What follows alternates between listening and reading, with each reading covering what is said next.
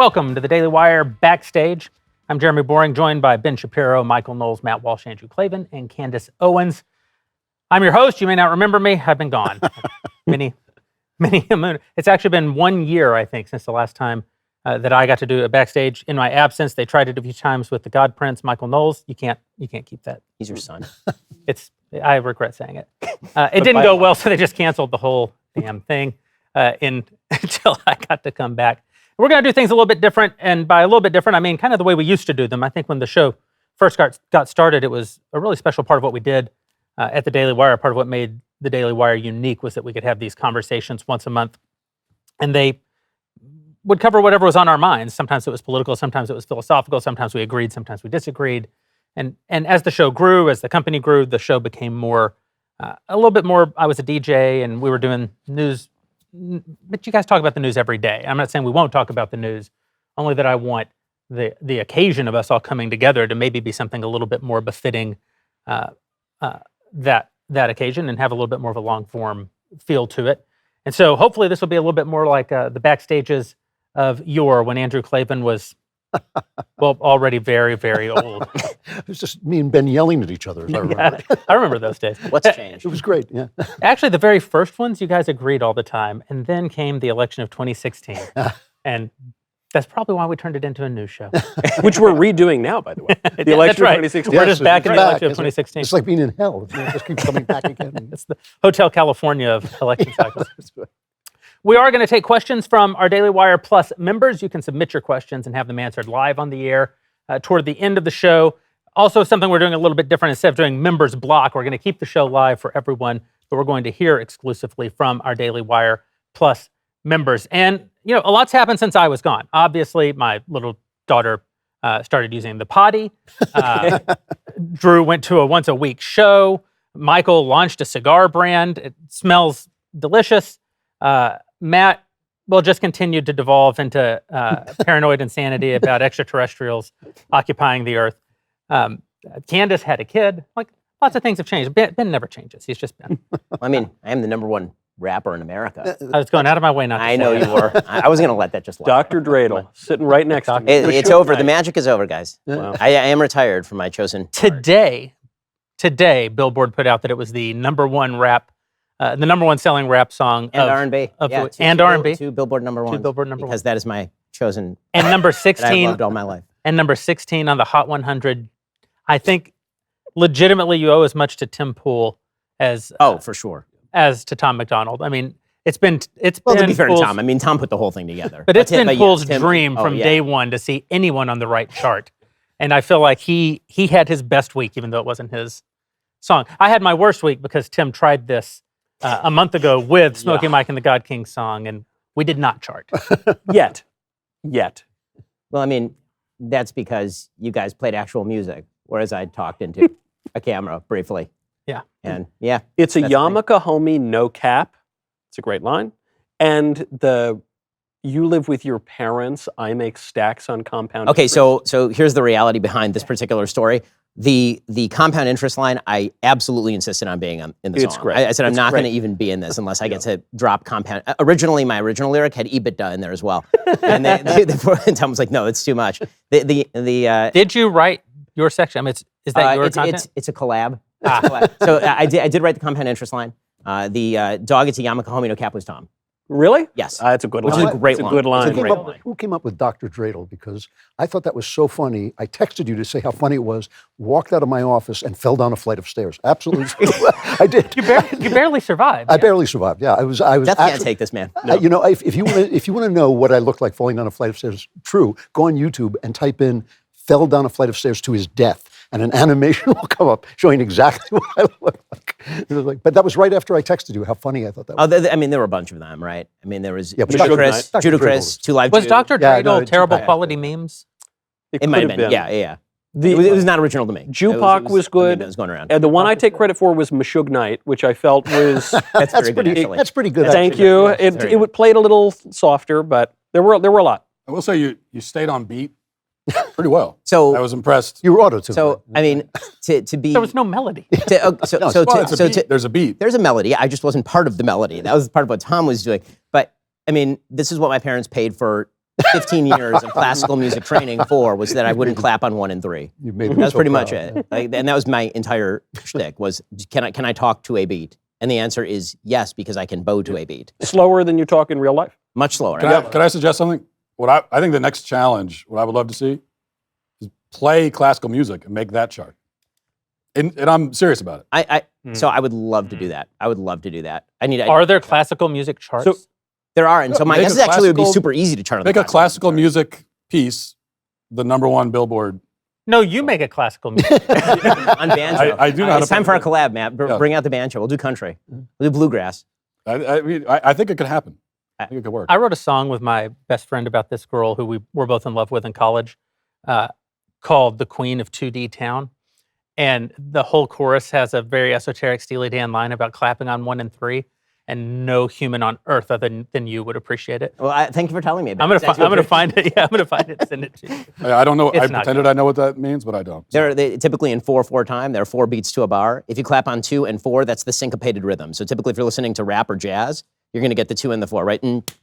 Right. That's 1, 2, 3, 4, right? That's 2 and 4. If you clap on 1 and 3, it sounds like this: 1, 2, 3, 4, which is very square. But if It you sounds like play, classical music. but if you play live music anywhere in America today, and you'll see this after I tell you this, you'll witness this.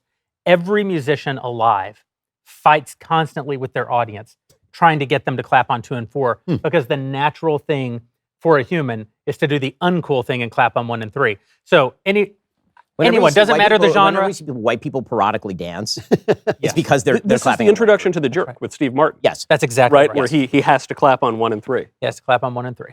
And so this One brings esoterica to start the show. Yeah. So Well, I much. said it's going to be a different show. This brings me to the next thing that I wanted to talk about, which is this is a true thing that happened to me while I was overseas in Hungary. I discovered Taylor Swift.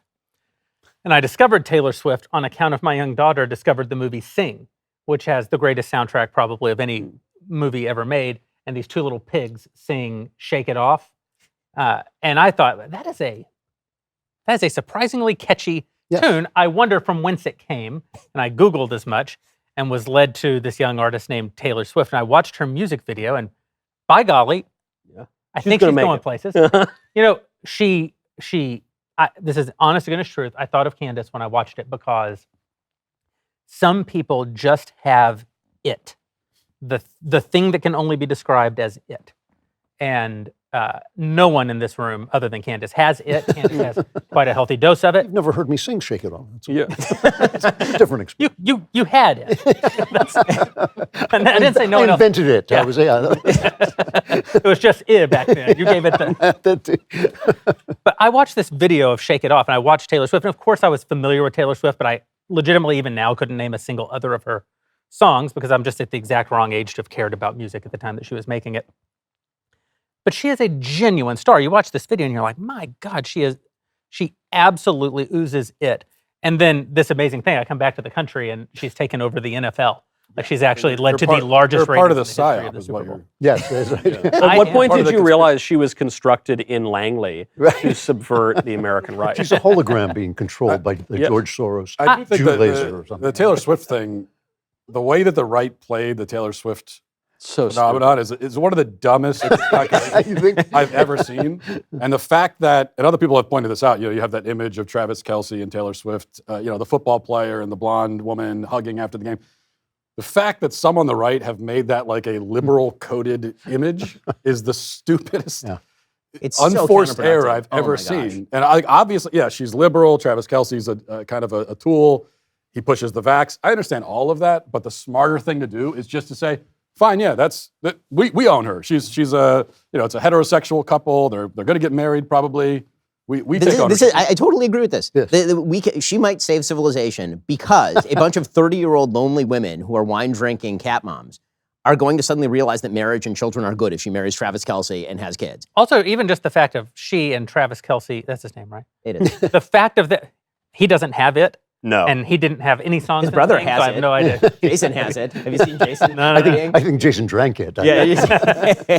Nevertheless, they might be conservative. This is the other sort of problem sometimes with how we talk about everything on the right is that we stick a pin in this exact moment. But, people get married and it does change them. It changes their views. Getting married is an actual has an actual civilizing effect. If you look at the demographic numbers in any election, single women all vote left, and married women tend to vote right.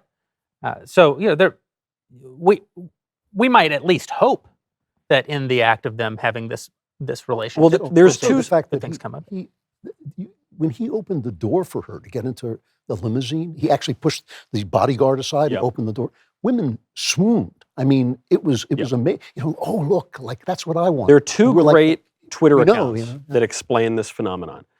Obviously, I get all my modern philosophy from Twitter, and one of the great living modern philosophers, Edmund Smirk, whose avatar is a picture of Edmund Burke, but kind of like smiling with sunglasses. And he calls it Swiftian normality, which is what we want. We want to not be freaks. We want Swiftian normality. Pretty girl dates the football player. They get married. They have kids. That's really good. Another Twitter account, who I think he's a Marxist, but maybe like a right-wing Marxist. I don't know. Logo Daedalus. He pointed out the reason why we're such freaks about this is because today the conservative party is the liberals. Right, the party that controls the institutions, the party that is now defending the NFL, for goodness sakes, it's all the liberals who are doing that. The conservatives are the ones who are completely out of power. We have nothing to do with the political establishment and the status quo. So oddly enough, now the conservatives are the revolutionary force in American politics, and as a consequence, sometimes we act like freaks when the pretty girl dates the football player. And meanwhile, in the NFL, and I'm an NFL fan, so I'm a little bit biased, but this is another area where conservatives have it's just a major unforced error.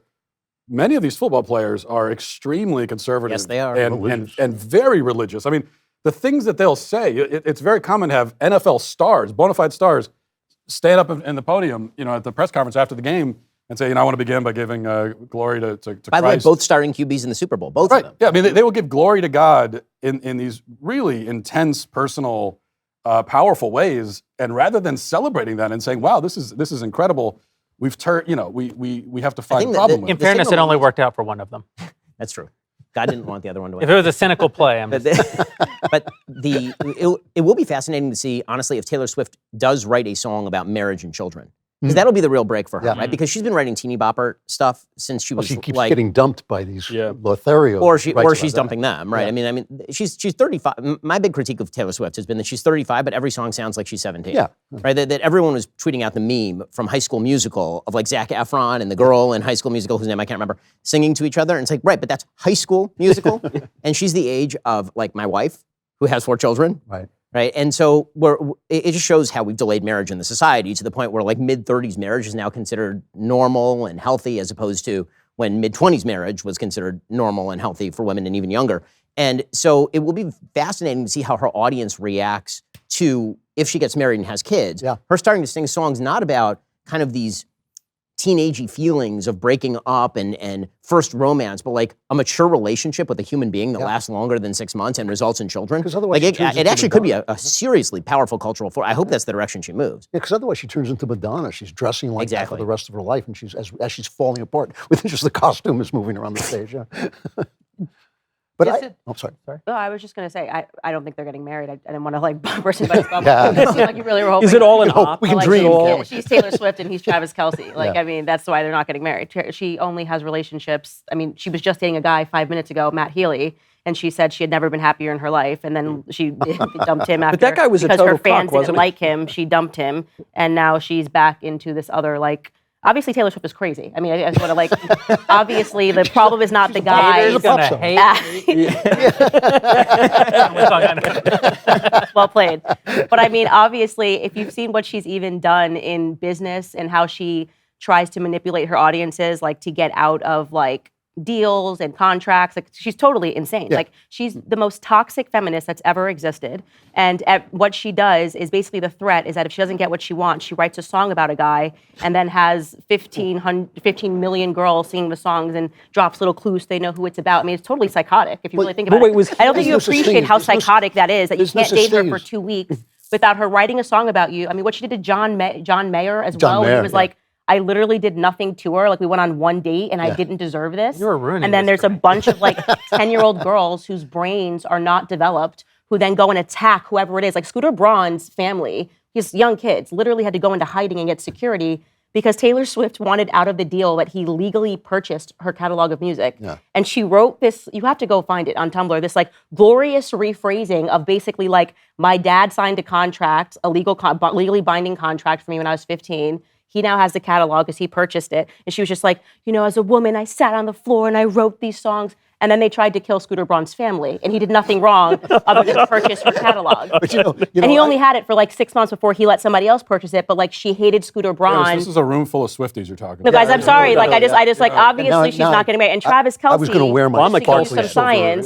Travis Kelce has exclusively only dated black girls. He had a whole show only dating black girls. This is not even his type. He just realized that this is like a good business move for him, and it is. It's a genius business move for Can I him. ask you- can I But this ask is you- going to be Totally one flipping on album, and then everything. it's I totally over. agree with her now. I got to be Okay, honest. so can I ask you- I'm sorry. I'm I didn't mean to be I'm like serious. I'm depressing totally about it, but serious. like it's Can I- one album, and he's not going back to like he's not Can I ask going you from this? like black girls to like Taylor Swift. This is like a business. Because when you It's a scientific fact.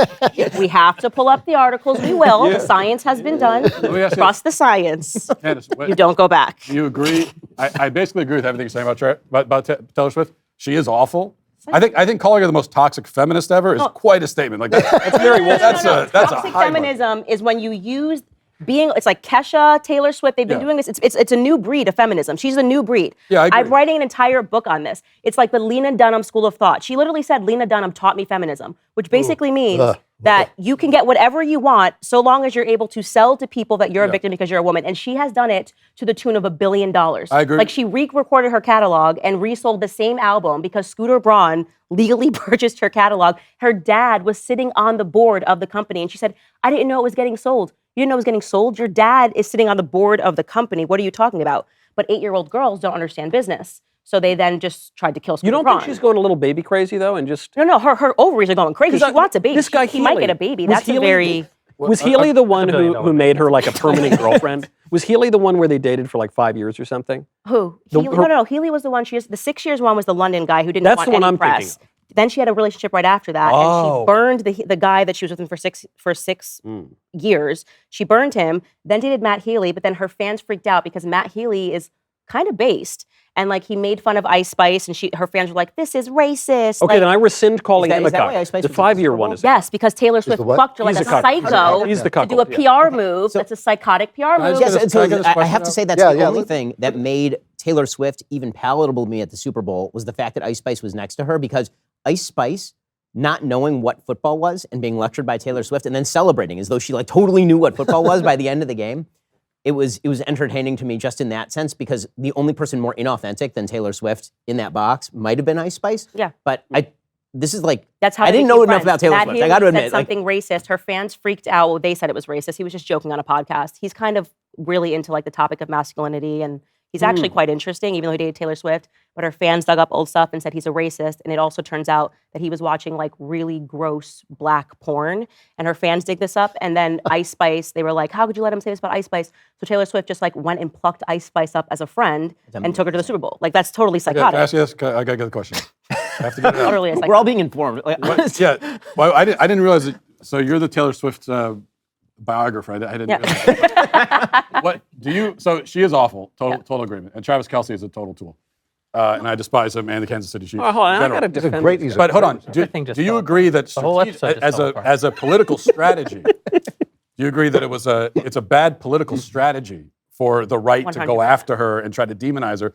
Best strategy is either to just ignore her or say, okay, she's going to get married. Great, fantastic. Yeah, not a problem. I have no problem with that. But I just want to also let you know they're not getting No, married. but, Okay, so I'm also so. Yeah, I agree with you. I'm also right. Okay. You're also right. Yeah. But I That was think here's the thing. I had you guys don't know this, and this is absolutely true. I had a brief sojourn in the music business when when I you dated Taylor Swift. I'm the only man who has not dated Taylor Swift, I believe, and it was proverbial that female pop singers were insane. I mean, it was like people would say, "Oh, as crazy as a female pop singer." They're all like this, but I don't think it matters because the NFL is just a big image that you see, and you see it for today, and nobody will remember the whole thing. It's just we should have played the image. Do we accredit to Taylor Swift the unbelievable ratings, or do we give that win to the fact that they No. very deliberately tried to make it less I political? think That's all good. I'll tell you what that is. That's 100% gambling. Yes. The reason, and that's just the fact. The reason why the NFL, well, people love football. It's an American sport. Well, why are the ratings 7% up? because of gambling. They recently legalized sports gambling. You can do it online. And I lost more money than I will admit to on air this season. But that's what it is. It's because of sports gambling. You can gamble on every single aspect of the game. And that's there was one other thing, which is gamble in one that there play. was an artificial dip in the NFL ratings because of all the woke crap. So because of all the woke crap, a bunch of people, including me. So you checked think it's out. just this? Yeah. So there was this U shape, and then it jumped back up. And then Taylor has something to do with it in the sense that like my wife, who doesn't care at all about this stuff, and she doesn't even care about Taylor Swift, but she's like, why is everyone talking about Taylor Swift? And so even like if I'd been watching the Super Bowl and Taylor Swift was not part of it, she would have walked by and never looked at the TV. In fairness, and here she kind of randomly looked at the I hosted a Super Bowl party this year at my house, and in years past, it's hard to keep the wives engaged. And this year, the wives all stayed up there and were watching the game with us. And I asked at one point, "Is this because of Taylor Swift?" And one of the wives informed me that no, it was because of Usher. That's a true story. Yeah. that performance, not good. Alicia Keys was worse. Alicia Keys was like a capping run over by a cement mixer. Yeah, My but goodness, that was Usher, bad. he They sounded fixed like it. Do you know this? They did. They fixed he it. sounded like a 45-year-old man trying to dance and sing at the same time, which is what he is. But he sounded. But he can very- roller skate. I That thought, was cool. again, this is another place where I think that we reject culture too fast. I was shocked by what that guy freaking dances like Michael Jackson. He's 45 No, years old. he's a good dancer. And it was amazing. I thought so too. I But didn't watch 1 minute of the Super Bowl, What? so I just want to be honest. You're the one who cares about the culture the most. No, I already know what's going to happen with Taylor Swift, so I didn't need to watch the Super Bowl. Well, it's not. And you it knew wasn't he going to wouldn't happen propose. at the Super I Bowl. did watch the first minute of Usher's performance, and I was like, yeah, these are all the old hits, so I'm glad that he did that, and there was nothing. Wait, Candace, There was you no didn't mean- satanic meaning, and so for me, a win at the halftime performance is no satanic meaning, Yeah. no political message, no and full not too female many nudity. ass cheeks. Did you So not? it was Did a you win. not It watch was wonderful. and stand though for the Black National Anthem? I did. I watched the Black National Anthem the next day because I just can't believe we're still doing this. By the way, I think it's I'm not joking. I think it is now the Negro national anthem. No. Yeah, according to a Tennessee congressman, he just went out there and Really? he yes, tweeted in drop that. defense. He Yeah. was In like, defense of it. "Why is no one standing for the Negro?" And I was like, "Oh, we're really going back." Okay, Black people are happening. Negroes again. Awesome. It's happening. That was. What do we- As far, I just didn't understand anything that was going on during the halftime show. To be honest with you, Oh, no, I didn't either. understand. Like suddenly he was wearing like 3 layers, and then suddenly like the middle layer was mithril, and then all of a sudden he was bare chested and dancing like Terry Crews. Hey, if you look like that bare chested at 45 years old on roller skates, Yeah. I'm just saying. I've never listened to a single note. I can name one Taylor Swift song and 0 Usher songs. I have one rule and I for- still thought. I thought He it was deserves gonna- it. I He earned thought it. when they said it was Usher, I thought it was going to be the guy who dusts off your seat before you sat down. But I was also wondering, like, I do admire that Lil Jon showed up, and he is famous for saying 4 words. That is literally his entire One career. word. Turned down for what? and he Right, said, that's literally- and he said them. He did. He yelled And them people were extremely ex- loud, and people went People were crazy happy. because they love turning down for And where what. were you? Imagine- Where was the number imagine one if, rapper though- in America? I was Imagine insulted. if They didn't even you're- let me at the Grammys. Yeah. They didn't even let us at the Grammys. By the way, That's we right. tried hard to get on the Grammys. Oh, absolutely. would've Are you been kidding? great. Were we going to give up that troll? By the Not way, go to the That Grammys? would have been Is And they- Nicki Minaj a crypto conservative? They think that everybody on this show is a crypto fan of Nicki Minaj. Have you ever followed the I'm an online explicit chatter? fan. And I said that too. I said we're Yeah, explicitly. I'm an exoteric team fan of- Nicki yeah. At the Daily Wire. Against Of Megan. I'm a course, barb. against I'm a barb Cardi now. B And Megan Megan Thee Stallion? Like Thee obviously, we're Stallion. team The Nicki. Stallion. Yeah. The problem is the. Well, that was really your best. We're- That was your That was one of my best. best. It's still my. It was is my best truly the best Ben Shapiro tweet of all time. I think I feel it's I think underappreciated. it was the funniest thing I had ever seen on the Daily Wire. I still laugh about Well, it. the tweet. Are Oh, you the talking about the tweet. No, song? I was talking about his this is the- performance. the I was saying tweet- his performance. The tweet We're gonna- surpassed the song The tweet was excellent. in every way. Yeah. So basically, as we were climbing the Billboard charts, and we were passing everybody, and Megan the Stallion, 2 E's, was next in line. And so I tweeted at Megan the Stallion, "Hey Megan, we're coming for thee." That's Hall of Fame. Tip your That waiters. is pretty good. That's pretty good. So You're good. saying And that's then- the best tweet of all time? Yes, because why are there 2 E's? Stop ruining everything. Why, yes, why are you, stop being Ruining so something dour. too. Literally his job. 100%. The axis of evil. the I'm a little axis of insulted, wet I'll be blanket. honest, but That's doing. So all of this Taylor Swift isn't just in service of having a conversation about culture. he's going to go back to Joe Biden dying in office. I also want to talk about Joe Biden, who's probably going to die in office. No, I have much more to say on that point, but first, laissez les bon temps rouler, baby. It's Mardi Gras. You know what that means? Tomorrow is Ash Wednesday. That means Lent is starting. Lent is a time of intense prayer, fasting, and giving. So a lot of people give stuff up for Lent. and that's why I'm stuffing my face right now and smoking 1,000 cigars on Backstage. Hallow's annual Pray 40 Challenge is one of their most popular. Last year, over 1 million people joined. This year's Prayer 40 Challenge focuses on surrender and includes meditations on the powerful book, He Leadeth Me. This is a true story. Well, you want to interrupt my prayer? I do. Okay. Hallow. I use this all the time. Do you? I love this app. Yes, it's fantastic. Yeah. It's fantastic. I use it for meditation and for listening to scripture, and it has Liam Neeson on, so if you don't pray, he hunts you down and kills you. You know? I've acquired a set of skills over a long career, and that skill is the rosary in particular, and which is a great thing you can pray on Hallow. There are many other prayers on Hallow. The story of this wonderful book is a story about a priest who became a prisoner and slave in the Soviet Union during the Cold War. His story is one of ultimate surrender and how we are called to offer up our worries, our anxieties, our problems, and lives to God.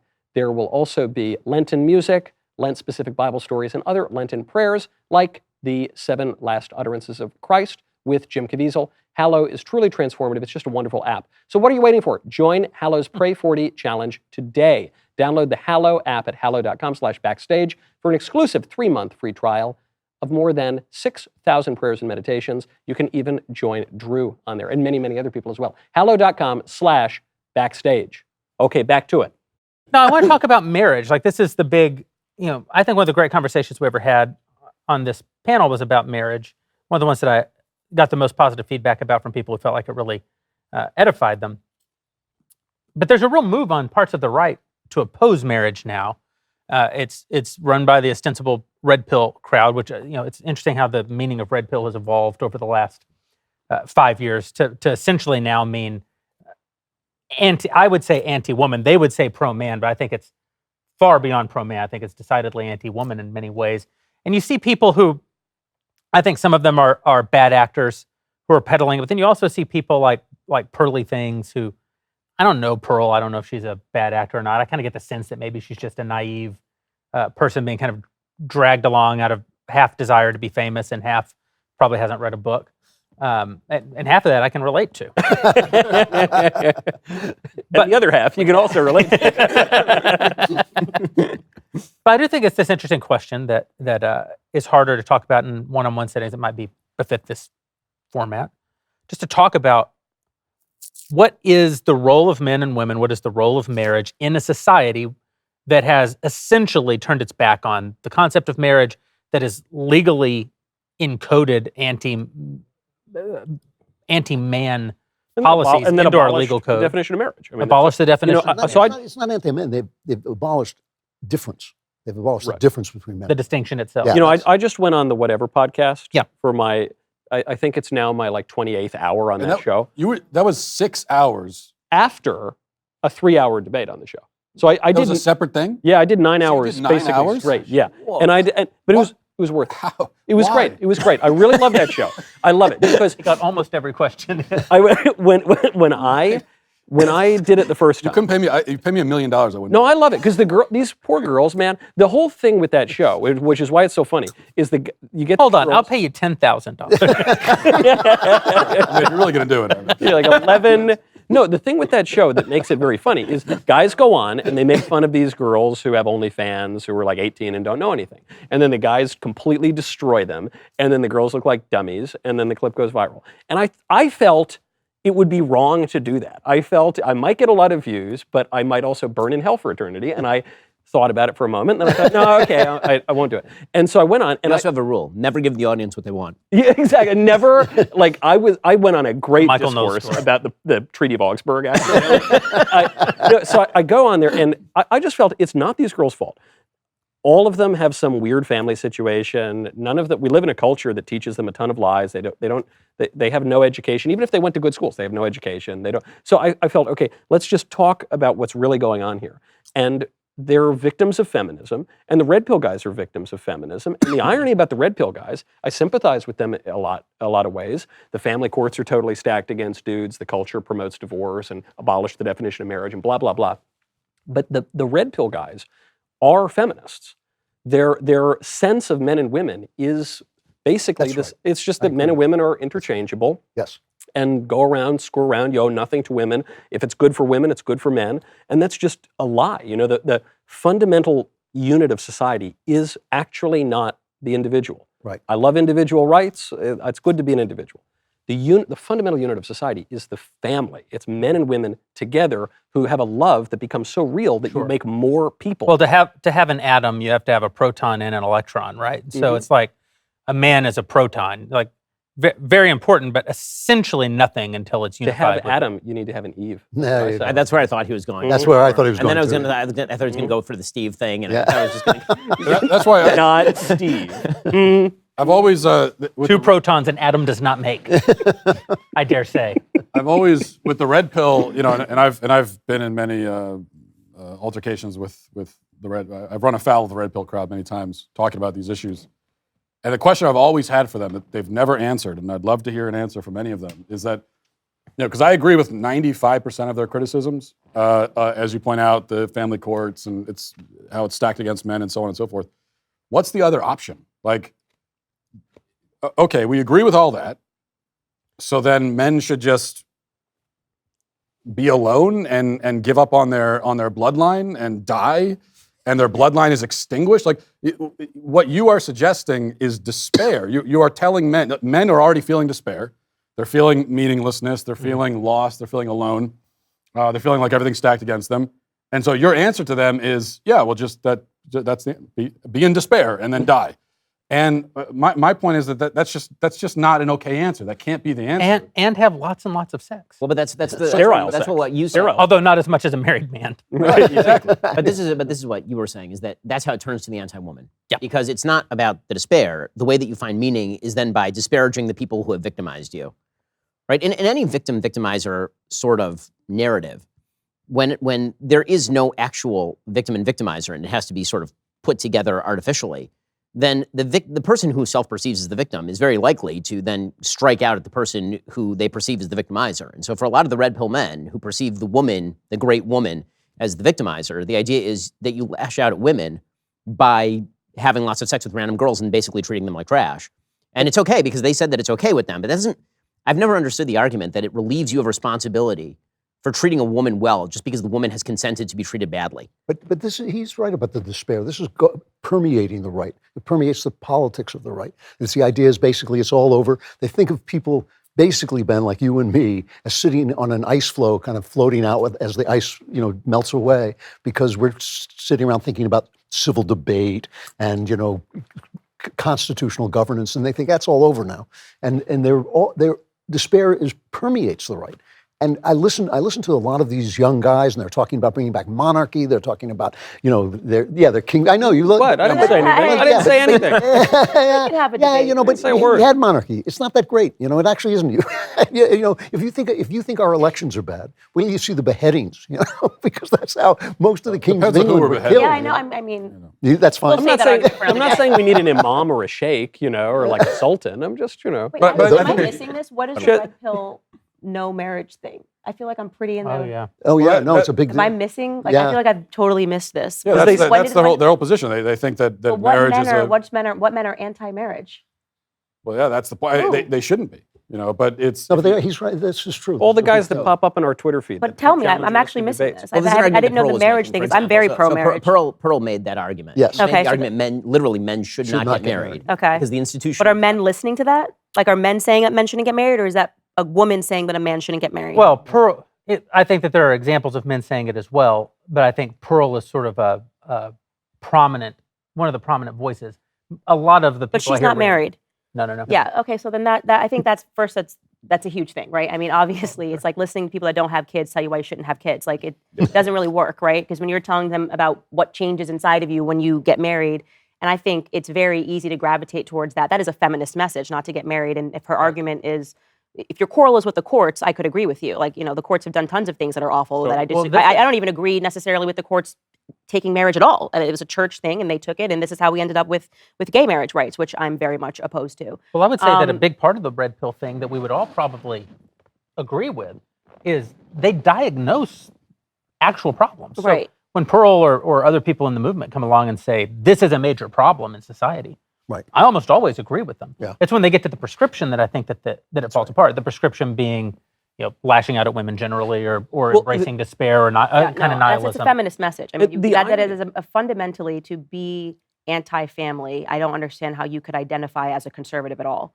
because everything that the left is trying to do, every Marxist principle, every feminist principle is about disrupting, the family unit. It's what connects everything from the climate change lobby to don't have kids, the planet's going to die, to feminism, be like men, we should be like men. It's all a disruption of the family unit. And if you are now arguing in favor of something that's fundamentally Marxist, then you have to examine whether or not you're conservative at all. That would be That's what my we're trying to- pushback on that. What we're trying to I conserve. haven't heard any men say that they're anti-flaw. Maybe I need to just No, see I some tweets. have. A lot of, I don't want to yeah, give them yeah. press because they're all jerks to me online. Okay. But there are a handful of these guys, and the irony of it is they put themselves out there to be these big, virile, pinnacles of masculinity. But their anthropology is fundamentally, for lack of a better word, gay.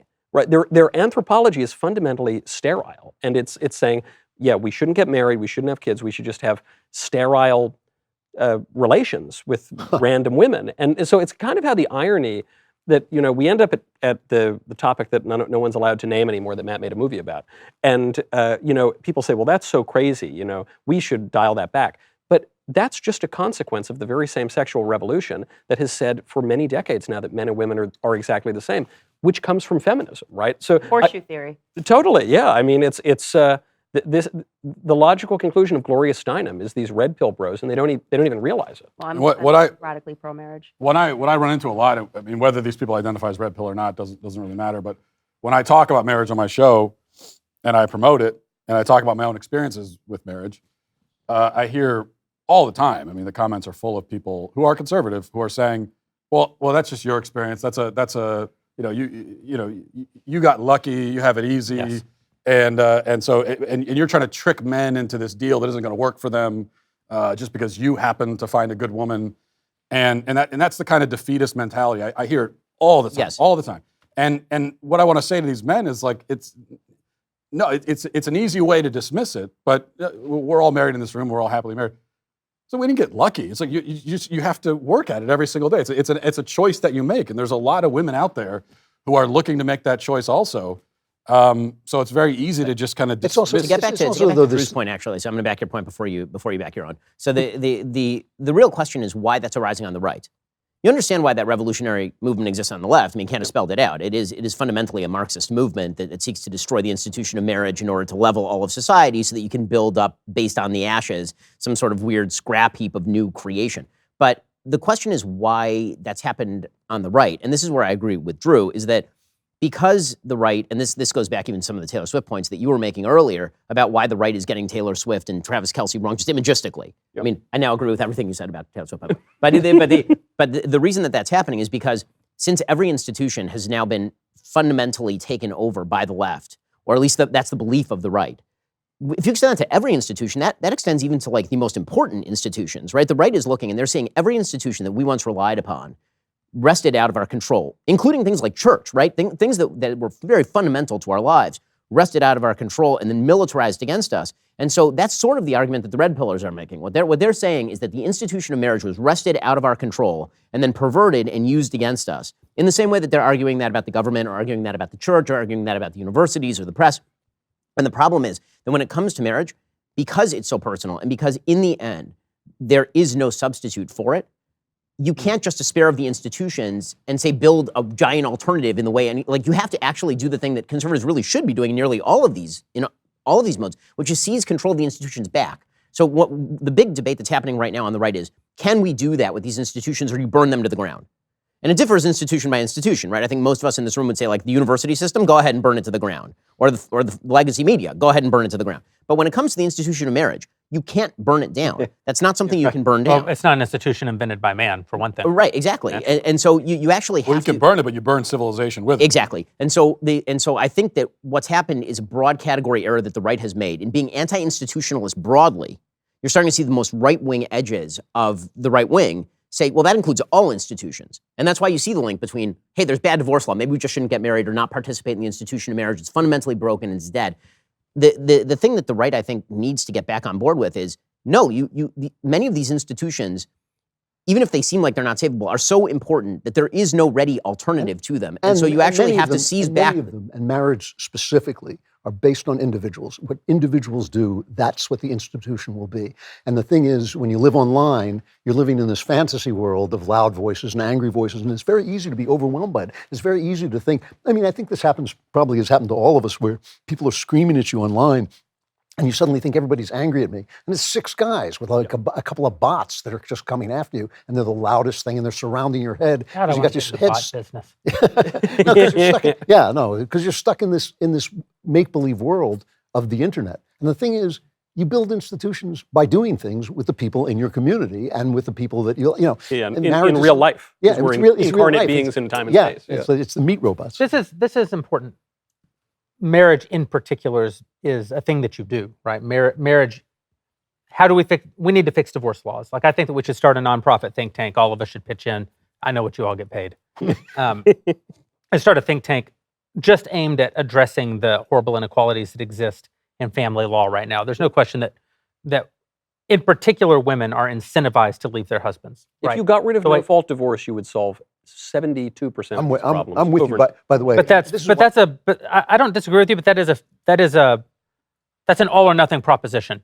I'm and not I've got saying to- all divorce. I'm just And saying no. I'm only saying that we're not a year from getting away from moving away from no fault divorce. That's a generational activity, just like getting rid of just like introducing no fault divorce was a generational undertaking.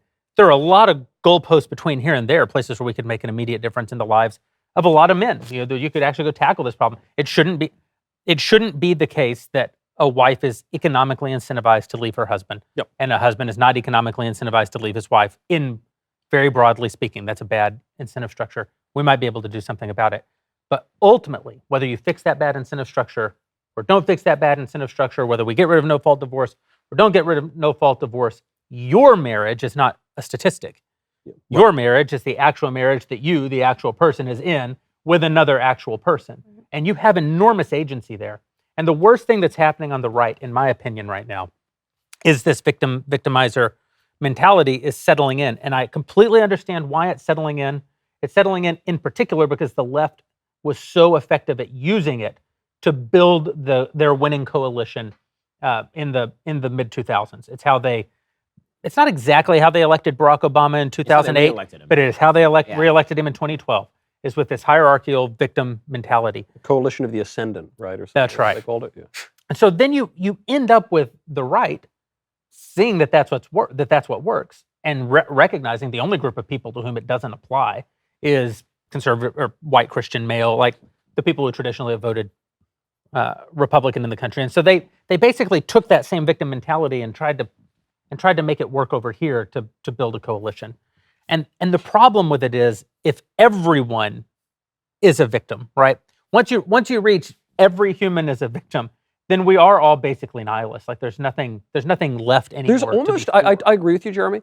There is a point, though, where the right, we want to deny oppression generally, because that's the language of the Marxists. Mhm. But I almost think we should acknowledge it for a second. Say, you know what, there is oppression, there is victimization. It happens to all of us. It's not the result of the white guys or men or the women or whatever. It's sin, actually, is what oppresses you, and it leads you to form vices. And when you form those vices, you become a slave to your appetites, and you have a crappy life in a crappy country. And so you're right. Let's acknowledge that, and then recognize that you do have it. It's easier when you have a society that impels you toward a better life and more human flourishing, but you actually do have some agency, and the law, the Constitution, is only going to be as good as the people who enforce it. Did you see this ruling came out of the Hawaiian Supreme Court that said, it was a gun case. I did not see that ruling. This was amazing. It said It's that... really funny. So it's really funny. A gun case, and this is after the New York case, New York Rifle and Pistol Association, which upholds the Second Amendment in the state of New York. They take it to Hawaii, and the Hawaii Supreme Court says, no, you don't have your Second Amendment rights, because even if that's what the Constitution says you have, there is a higher law, and that higher law is the spirit of aloha. That's seriously what it says. And Really, so, in those words. In the face of that, you realize, oh, the Constitution, that and $1.50 will get you a cup of coffee. The laws, the Federalist Papers, all of that is worthless if we have a people who just don't know how to comport themselves. your marriage. You're talking about, Yeah, you're your talking marriage, about the fundamental argument that people make to support their power. So somebody recently said that every political argument is BS, BS, BS. That's why I should be in power. But the normal argument is I should be in power because I will give you safety, security from violence, and I will make the economy work or keep it working. They changed the argument to they want to put you all back in chains, but if I'm in power, you will not be put back in chains. It's a very different argument, and it's not the American argument, and it's the argument that now dominates. So essentially, you're talking about an argument for governance that depends upon your sense of being aggrieved. And who doesn't have a sense of being aggrieved? I mean, I work for Jeremy. I'm aggrieved. You could write books. I am a victim. Tomes. Yeah. So I think this is like we let the arguments get away from us. In everything in our society, as Lincoln said, public sentiment is everything. You can get public sentiment either by making an argument or by inciting emotions, or by simply oppressing people, by simply stomping on their neck. And what we have gotten now is we've got both sides, including the right, are just basically inciting emotions. They're just basically saying, run for your life, or the other guy will win. We don't have any avenue for making, outside of this room, we actually don't have an avenue for making arguments that people believe in. And this is why I find it so infuriating. I fell for this with W a little bit, George W. Bush, if you may remember him, he was president. But I fell for this a little bit where I thought, it doesn't matter that the president can't speak because it's what he does. And now people say that about Trump.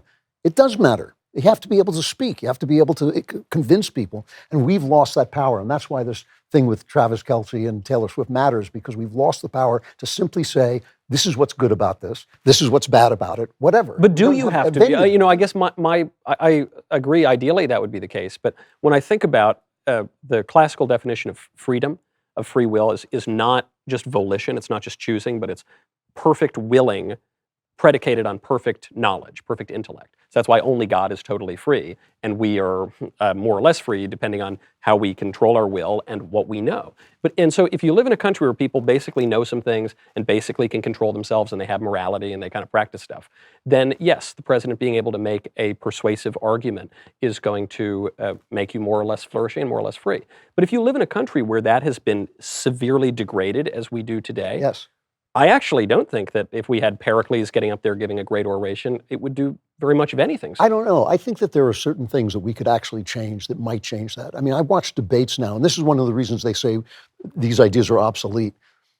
I watch a debate now. I have no idea what anybody thinks. And I don't even understand why a journalist is asking questions. I think, like, that journalist he's not a journalist. He's an advocate. Why is he determining what Ron DeSantis can talk about or Donald Trump can talk about? Why aren't these guys just getting up and saying, this is what I have to say?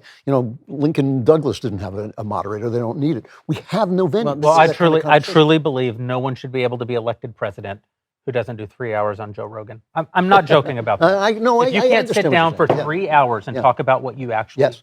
Well, that was why the Putin interview was fascinating. Like, just the opening hour sermon that he gave. I don't think Tucker knew what quite to do, because that's never happened before. I actually think, I'm no fan of Tucker Carlson. I actually think that he comported himself very well in that. No, he did. I'm saying that he literally said at the beginning... Doing almost nothing. Yeah, because he said he thought, is he filibustering? Because this is how unaccustomed we have become to someone being able to sit down for an hour. The 8th century. I was like, oh, wow, he's gonna just be quick. No, the 9th to the 10th.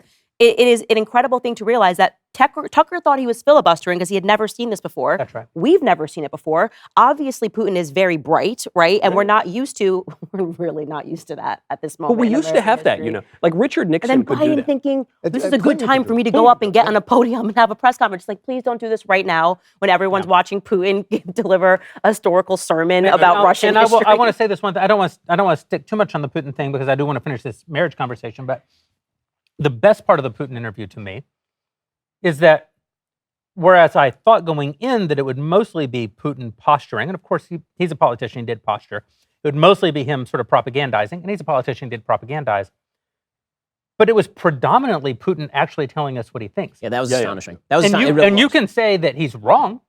I think a lot of what Putin said is inaccurate. I think a lot of what he said is wrong. But I far better today understand Putin's motivations than I did before this interview, because Putin told me what his motivations are, by and large. And the fact that so many people reacted, especially to that first part of the interview, by saying how boring it was, and then I watched it. I thought it was absolutely fascinating. Fascinating. But we're not used to. I mean, he's giving this historical discourse, and he's connecting actions that he's taking today to things that happened 500 years ago. So there's two things going on. First of all, as Americans, we are used to intellectual, lightweight politicians who would not be capable of offering any kind of explanation like that.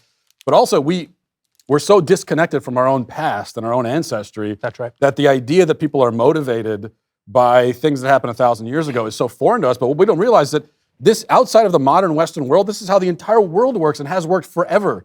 That for us, it's crazy. Well, outside of Even America. in the United really States, disagree with this. I mean, even in the United States, it used to be that people used to be able to speak to the constitutional values and the development of those constitutional values Yes, at the time. yes. Right? Not if that you long read, ago. right, not that long ago. If you read this, if you read the single best speech that's like this, the July 4th speech by Calvin Coolidge on the 150th anniversary Yes. of 1776, it's a phenomenal speech, and it really does explain sort of where we are in historical time. And it's pathetic that American presidents are no longer able to do that. That is pathetic. But as far as what Putin actually had to say, listen, I think that his view on history is deeply flawed. I think that he elides significant facts. I think that it's obviously biased in a particular direction, which is why he does what he does. But the thing that was interesting about it, and I agree with you, and Tucker, I thought did actually, I said this on the show, I thought he did a really good job actually just letting him talk. So I don't want to hear what the interviewer has to think. I want to hear what Putin has to think, because you actually don't really hear that all that often. And actually, it sort of underscored to me how aggressive he is, because when he spells out the history of Muscovy and he explains that basically everything in the entire region was once Russia, it's hard for me to see that as not territorially ambitious. But the kind of broader point, which is that countries have histories, philosophies have histories, ideologies have histories, and those histories have consequences. That's something that we don't have in the United States. And because of that, you can have frauds like Nicole Hannah-Jones walking around not knowing history and falsifying history, and no one even knows what to say to her. Honestly, this whole conversation would be putting me to sleep, but I can't go to sleep right here. I need my Helix Sleep mattress. Whoa. So good. Whoa. Right? So good. I've been talking about my Helix mattress for years. I've had it for probably a decade at this point. It is awesome because it was made just for me. Michael, you also have a Helix Sleep mattress. Do you not? I have. Though I tell you, I'm not even going to give my own personal testimony, because someone I care about even more than I care about myself is my sweet little child, and my sweet little baby, my eldest son, is transferring from his crib to his bed right now. And do you want to know how spoiled my son is? My son is sleeping for his first bed ever in a Helix Elite mattress. How outrageous is that? Wow, he is a fancy person. Mhm. You should also be a fancy person. If you haven't already checked out the Helix Elite collection, you need to. Helix harnesses years of extensive mattress expertise to offer a truly elevated sleep experience. The Helix Elite collection includes 6 different mattress models, each tailored for specific sleep positions and firmness preferences. If you're nervous about buying a mattress online, you really don't have to be, because they've got a sleep quiz that matches your body type and sleep preferences to the perfect mattress. Why would you buy a mattress made for somebody else? I took that Helix Sleep quiz. I was matched with a firm but breathable mattress, because otherwise I get the back pain, I heat up at night. Helix knows that, so they gave me the right mattress. Plus, Helix has a 10-year warranty. You can try it out for 100 nights risk-free. They'll even pick it up for you if you don't love it, but you will. They have great financing options, flexible payment plans, so a great night's sleep is never far away. Right now, Helix is offering 25% off all mattress orders and a free bedroom bundle for our listeners in honor of President's Day. The bundle includes 2 free pillows, a set of sheets, a mattress protector. It's a good deal. Go to helixsleep.com/Ben. Use code HelixPartner25. It's the best offer yet. It's not going to last long. That's helixsleep.com/Ben. Use code HelixPartner25. For anyone who tuned in for that entire conversation about the red pillars and their view of marriage, what is the hope that you offer to a young man right now in this actual world, in the world where family courts bias against him in such extreme numbers, where women drive such a large percentage of the divorces, where he does feel that if he even makes an overture to a woman, he runs the risk of being kicked off of his college campus or worse. I mean, what do you say to that young man in despair about the institution of marriage right now? What hope have we to offer? I say this all the time. It's like you have to begin with yourself. I mean, this thing that somehow the society is supposed to change for you to change is the exact opposite of manhood, as far as I'm concerned. You know, you start out, who am I? What do I want? What am I doing here? Where am I going? And a guy who doesn't understand that about himself isn't going anywhere, you know? Part of that is developed in a marriage, but the way you get to marriage is thinking, you know, this show, whenever you're on that show, whatever, I watch a little bit of it. My wife looks over my shoulder and says, "Is that Michael? This show is disgusting." Every single time. And she says, because I'm on it. Yeah, That's why. But, yeah. She says, "Why is he doing that?" And I said, "Well, he's actually the best thing on it," which is true. But it's like, it's disgusting to bring these victims of a society on, because it's a healthy impulse in human beings that they're born into a society and they live according to the rules of that society. that's a healthy impulse. You don't want it. Not everybody can be a rebel. Not every age is supposed to overturn the the norm. That would be insane. So most of us are born into a society and we adopt the values of that society. Right now, we're in a position of climactic change. We're in a position where a generation, my generation, is passing away, possibly by the end of the show. And Are there any stairs? And these transitions usually don't go very well. They usually are filled with violence and upset. This is the moment when you have to say, I stand here. I stand in this place. I am this person.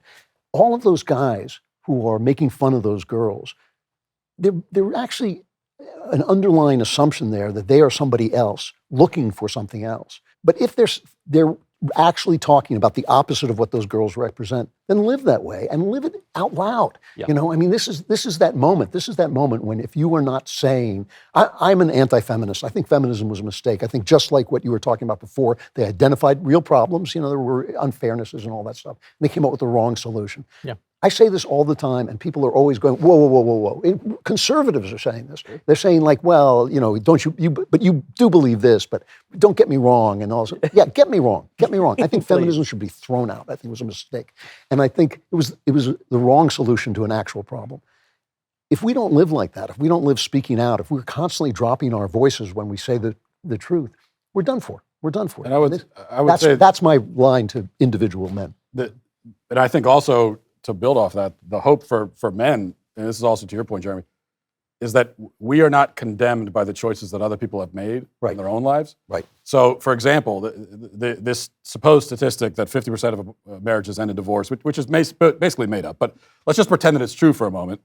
It's like, okay, but that's not my marriage, okay? Because that statistic is being weighed down by a whole bunch of people who made all the worst choices, and their marriages failed very quickly. And so that's how you come up with a 50% statistic. But if you do basic things, like, for example, if you're religious, if you just spend time together, if you listen to each other, if you're honest with each other. The great advice Andrew Klavan gives to young men: don't have sex with people who aren't your wife. Right. If you do basic things, if you do basic things like that, your chances of not getting divorced are much, much better. So you don't, just the fact that this has happened to so many other people really has no bearing on you and your own life. And that's the message The basis also of hope here in this regard is the basis of hope generally. Hope is not optimism. Optimism is just a sentiment. Hope is a fact. It's actually a theological virtue, and it's based on an objective reality. So this sounds a little mamby-pamby pie in the sky. I think this is the best cause of hope for young men, which is there is an objective reality outside of you. Marriage is a thing that is not just or primarily about you. Marriage is a sacrament. It is the meeting of two people who take a vow before God and before the law and before the community, before the public. And you say you're going to do a thing and commit to a thing, and your love is going to be so real that there is another person that comes out of that. And things are known by their purpose. The purpose of this delicious Mayflower cigar is to smoke it. The purpose of the Leftist Tears tumbler to quench my thirst for leftist tears. Men have a purpose too. Marriage has a purpose too. So people, I think, fear when they get into an argument with their wife, it's going to be some negotiation or some mere battle of wills that's totally irrational. No, we have reason. You can actually resolve many conflicts using your reason and coming to terms and just doing the things you're supposed to do. To quote Don Corleone, talking to Johnny Fontaine, you can act like a man, even when it kind of hurts your feels a little bit, even when you're kind of tired and you worked hard and your kid is screaming. Well, just do your duty. People have a purpose, and virtue is doing excellent activity over a period of time. And that the nature, frankly, by the activity that you're doing. So do what you're supposed to do, man. It is true that one of the big red pill voices out there, I won't name him either, he is somewhat well known, and I saw him railing about how these Daily Wire guys all talk about marriage, and not one of them will actually sit down and talk to a man who's been hurt by the injustices in our family law. And you've all, my wife left me and destroyed my life and took half of my money and more than half of my money, and he goes on this long, long rant, and then he gets to the end, and I kid you not, and he gets to, and yeah, I lived on the road, and I made a bunch of mistakes, but I, blah, blah, blah, blah, blah, blah, blah. And I thought, oh, you're blaming the institution of marriage for multiple affairs, not a mistake that you made, a lifestyle that you embrace, an anti-marriage lifestyle. you were living outside of the vows of your marriage, and you're upset that your wife decided to formalize that. And we could say that maybe in a no-fault divorce situation, she would still have a claim. There might even be societies in which she wouldn't have had a claim. None of that's actually the thing being debated. The thing is, you can't be unhappy that your marriage doesn't work if you didn't work on your marriage. This person obviously didn't. And this brings me to the last thing I want to say, which is that you never know out in the wide world and all the craziness who's actually a good guy and who's a bad guy. I mean, sometimes you know who's a bad guy. It's often hard to know who's a good guy. Would anybody sit down and talk to Pearl?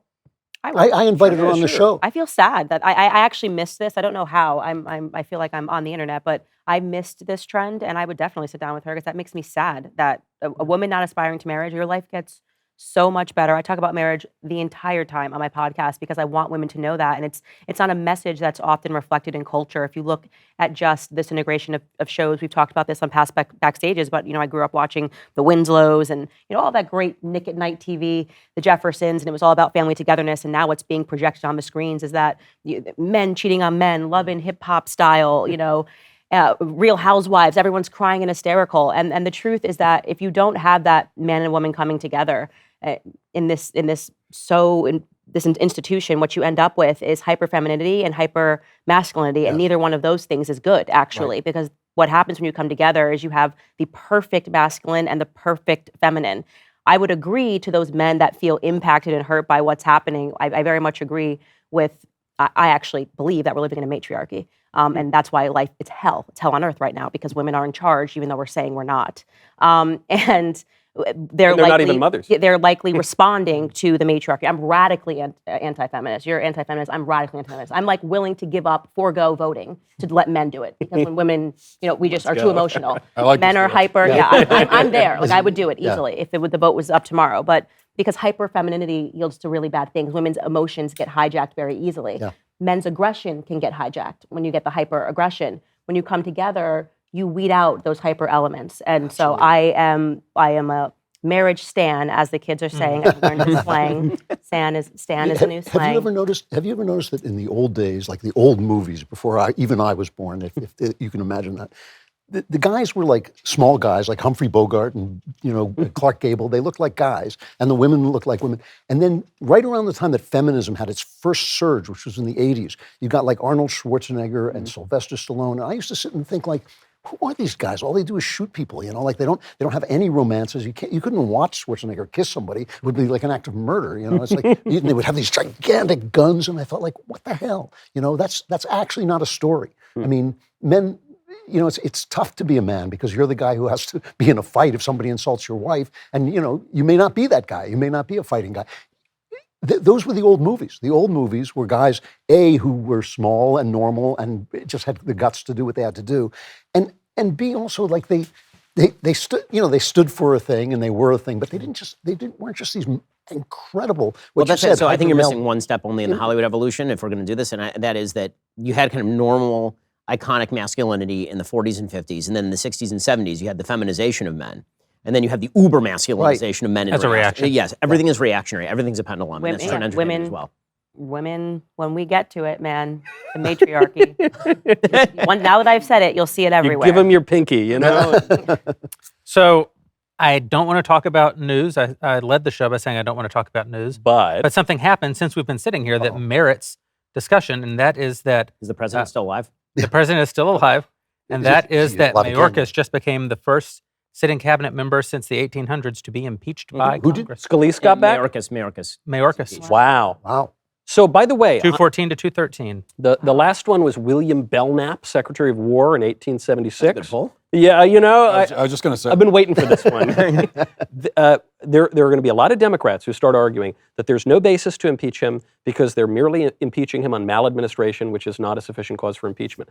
In the impeachment, the only other time this happened of a cabinet member, it was for failing to fulfill his duties. And in this case, I think one would argue that Mayorkas is being criminally negligent here. He's actually violating the law.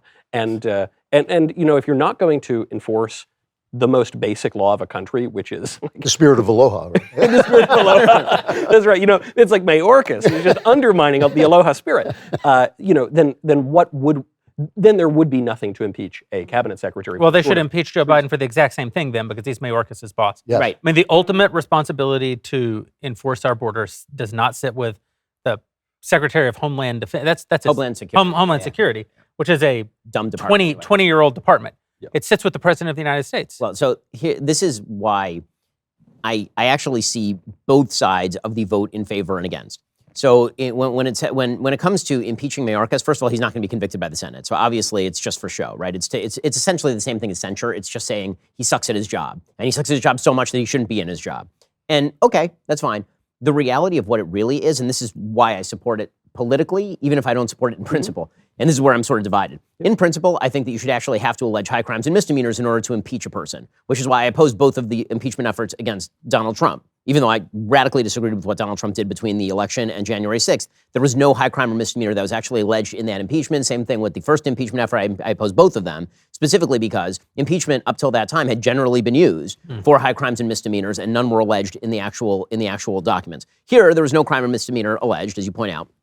And so on a principled level, I would suggest, okay, well, then he shouldn't be impeached. However, the rules apply to everyone or they apply to no one. Right. If you're going to impeach Donald Trump twice on the basis of no high crime or misdemeanor, that gun is off the rack now. Yep. And now that gun is off the rack, everybody should know that gun can be pointed in any direction. So now it can either be weapons down or it's going to be free fire. That's what this is. Either everyone is going to have to go back to neutral positions. Everyone's now going to learn. Either stop impeaching people for not crimes, or everyone is now impeachable. And that's just the way this is going to work. And by the way, if Republicans were to gain a supermajority in the Senate, they would not just impeach, they would remove. Now, on a perfectly kind of Mayorkas level of all of this, you're totally right. So I've talked with I was talking with Brandon Judd, who's the head of the Border Patrol Union, and he suggested that, he's had conversations with Mayorkas, and he says, this is Biden. Mayorkas may have principled bad beliefs, but in the end, these people all work for Joe Biden. Yep. And the vast majority of things that even Mayorkas would want to do are being stymied by Joe Biden. It's Biden who's really sitting there and saying, I don't want the border closed. This Remain in Mexico policy is the easiest thing in the world. It's the single most important thing that Biden got rid of on day one. And he opened that border wide open, and he wants the border wide open, and this is on Joe Biden. He should lose the election because of it. Again, if you're going to... It's probably the most important thing Donald Trump did as president. Oh, it's clearly the most important thing he did as president, because actually, if you look at the beginning of his administration, he actually didn't do it right. The very beginning of his administration, you actually had pretty high levels of illegal immigration right at the beginning, and then he realized and he flipped. And he started to actually enforce things like Remain in Mexico, which he negotiated with the Mexican government, which was actually a really good piece of negotiation done by the administration. So Remain in Mexico completely stymied the flow to the border, because if you have to wait for your asylum hearing in Mexico, you're not being released in the center of the country to just escape and run around and never be heard of again. You have to wait in Mexico. You show up, we reject your asylum, and you go back to wherever it is that you came from. By getting rid of Remain in Mexico, Joe Biden turned the Border Patrol service into a ferry service for illegal immigration. That is what they are right now. That is on Joe Biden. It really isn't on Mayorkas. So it's a good piece of politicking, is what I'll say. Yeah.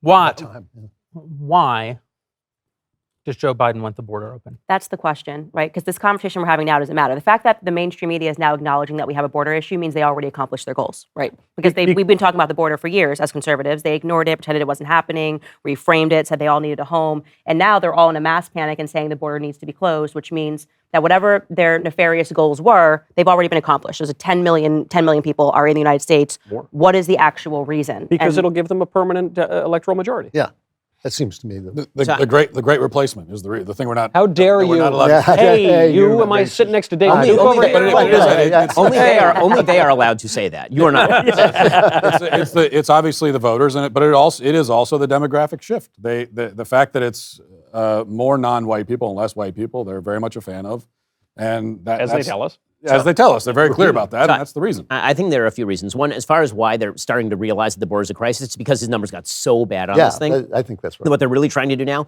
is suck Republicans into making a deal so they can say, he made a bipartisan move, the issue's off the table, Trump can't run on it. I think that's more of a political move, because if they could facilitate more illegal immigration, they certainly would. I mean, Joe Biden would love to have more illegal immigrants in the country. And there's a variety of reasons. One of them is actually ideological. The hard left of Joe Biden's base really believes that the United States on a global level is a guilty country, and that we should not have a border because people are owed a spot in the United States. You are owed the ability to enter the United States under all circumstances, so long as you claim that you have a rationale for being in the United States. And it doesn't matter if you actually have a legit asylum claim.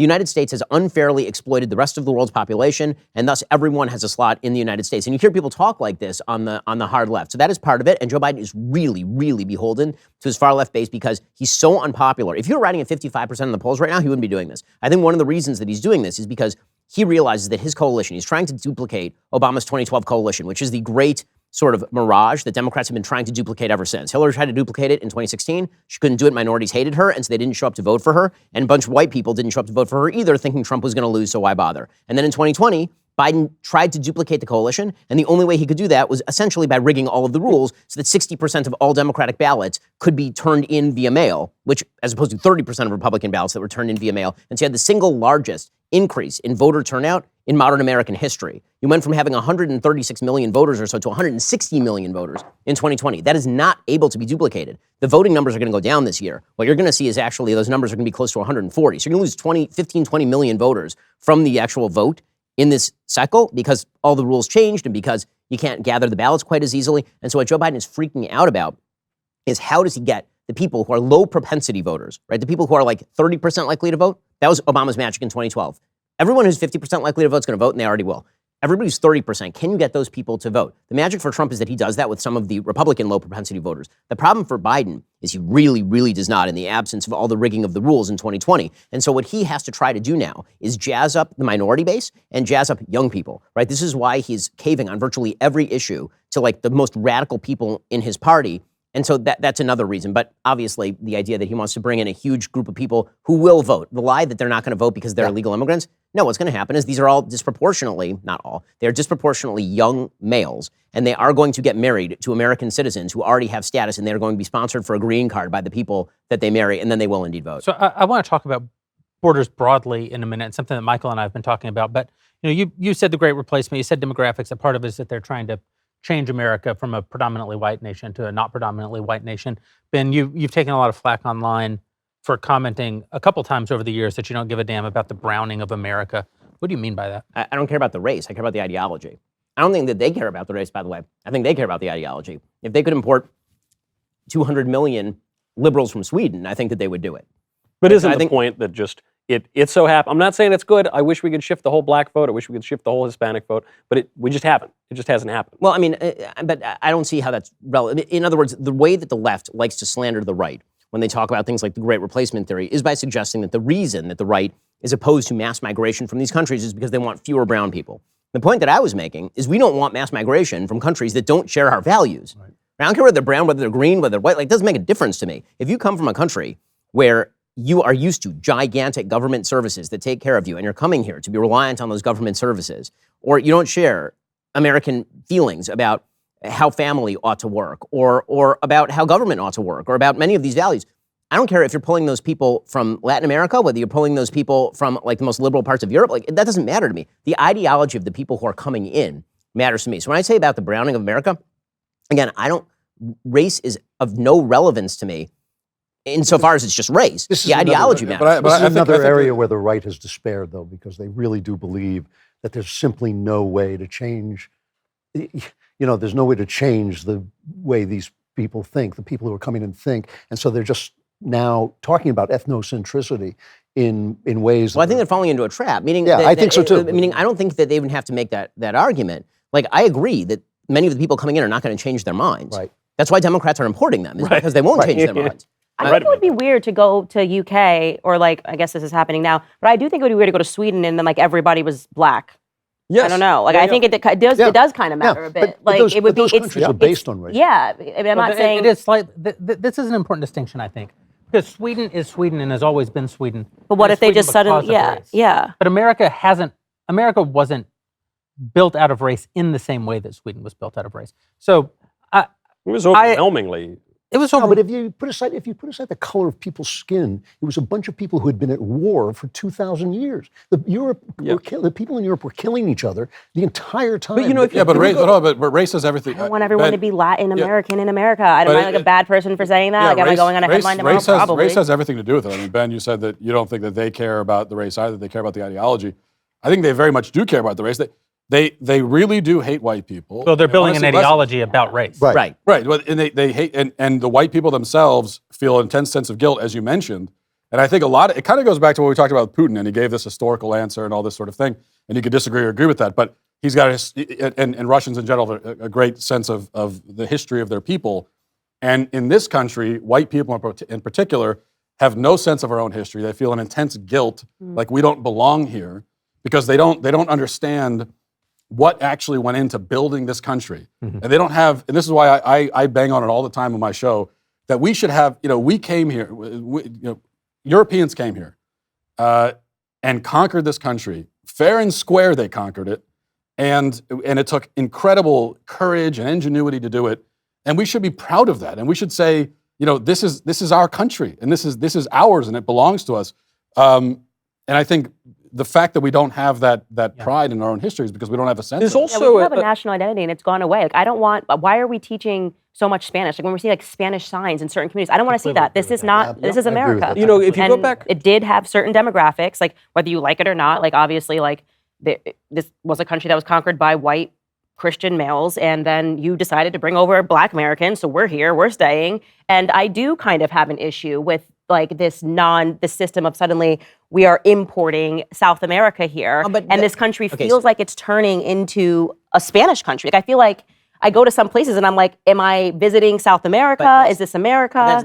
That's culture, not race. Meaning that if you imported a bunch of white people from Spain, those would be white Christians from Spain. So they have a different culture in Spain. They do have a different culture in Spain. That's my point. Yeah. What we're really talking about is what Democrats like to do is they flatten race and culture into the same thing. And I don't like to see the right make the same mistake. Meaning that even when we talk about quote unquote white culture, if you're talking about white culture in the United States, what you're really talking about is predominantly men, not of European descent, men of specific areas of Britain descent who founded the country. And then there was serious battle in the United States over the course of its history over, for example, the Irish, the Germans, the Italians, the Swedish. More More Germans migrated to America than from anywhere else, but they had to assimilate into a largely Anglo-centric. Right, yes. And if you brought they didn't these assimilate people over slowly and made them assimilate, I'd be fine with it. I think that's what you're saying. That's exactly what I mean. Right. There are certain close the fundamental borders principles that and you buy into. Yeah, Is it fair to say Can you that become an American in the same way that you can become, say, a national Swede? That's kind of the question. And over the course of American history, the answer typically has been yes, but here's the barrier to entry. You have to accept these. But also there was American. a timing component, which is the melting pot can work if you actually have a melting pot, and if you import more things that are like what's already in the pot and fewer things that aren't, so that the things that aren't become more like the things that are, instead of the thing that is becomes more like. And you teach them that because you're proud of it. Can you assimilate a Guatemalan into America? Yes, of course. Can you assimilate 60 million Guatemalans? Yes. And you end up with Guatemala. And this point, I mean, to your point, Candace, it is. Look, we now have, what is it? They want to set the limit at 8,500 people per day. A day. And Per minute, I think. I mean, the movement of people into the United States from 1965 to 2015 was the largest movement of people in recorded history. And the numbers have only gone up since then. And so this is, some of my best friends are Guatemalan, okay? Listen, hey, everybody, don't worry. I'm a really nice guy. But, this has been an observation going back to antiquity, which is that immigration is always a destabilizing force. Yeah. It's the political advice that Dante's grandfather gives him in heaven, in paradise, which is, hey, watch out for migration. It can really destabilize your polity. And so, to your point, Matt, when the Democrats are encouraging mass migration, yes, in part it's because they think they're going to get a permanent electoral majority because these people are more inclined to vote for Democrats, but it's also just intrinsically destabilizing, and it upends the political order, and they think out of that instability they can craft a new political order after their own image. Right. The only point that I would add to this is there's a reason why Democrats don't want to import a bunch of Cubans. Yeah, right. I mean, that's why they stopped wet foot, dry foot. That's exactly right. Yeah. Like they'll open the southern border totally wide to people who are coming from the northern triangle in Mexico. But when it comes to Cubans who are trying to escape a communist hellhole who are going to vote Republican in Florida, then it's like, no, we want no part of these people. Right. Yeah. That's why I say, again, it's politics and ideology. Again, this is not an argument for broader immigration. We also live in this weird moment where in the wake of the Second World War, we essentially ascended an international morality based on the permanence of borders. Mm-hmm. And we essentially said the definition of a good nation is one who never tries to expand its borders. And the definition of a bad nation is one who does attempt to expand its borders. And therefore, anyone who aggresses against anyone else is automatically bad. This was a way that we thought we could keep the peace. But A, No one ever lived by it. America grew its total landmass by over 33% after the Second World War, while pretending that its highest virtue was not to do so. But also, in addition to just the hypocrisy, it just ignores the fact that a nation state is a living thing, and all living things grow or die. And so when you lock the borders of a nation, even sort of morally, even if you don't actually live by that standard, because we imported all of Alaska, but when you lock the borders of a nation, you essentially doom it to a kind of death. And now you've taken the energy of expansion, which is a natural, be fruitful and multiply. It's like the original thing that God spoke into life in the garden, even before sin enters the world. Be fruitful and multiply, expand, grow, be optimistic, try to advance. You've locked that in. A culture that's locked in begins to die. It begins to fade. It begins to not produce children. And now, especially because we don't have a melting pot, and one reason we don't have a melting pot now is we have a multicultural welfare state. As you grow the welfare state, you cannot have the bottom strata of society become smaller. And so they have to import workers, right? Yes. And because Great Britain can't grow anymore, it's lost its animating spirit, and it has to reach out and import half of Muslim Africa into its nation, and now Muhammad is the number one baby name in the United States. No. Let's correct that. Muhammad is not the number one name. It is the number one name, but let me explain how that works. Because I see people saying this, not like this is just so inaccurate. Basically, it's because they all name their children Muhammad. Sure, yeah. No, that's literally why. Because There's they put, still yeah. more. There's still not So more. there's not more Of of course. them. Of course. If all of us name our for kid sure. John, like But that's culturally why they do that. But there's still a lot of them in and London, also the you know? reason that they're in the UK. I'm sorry. Were you suggesting that they're intentionally importing them over to the UK for work? Yes.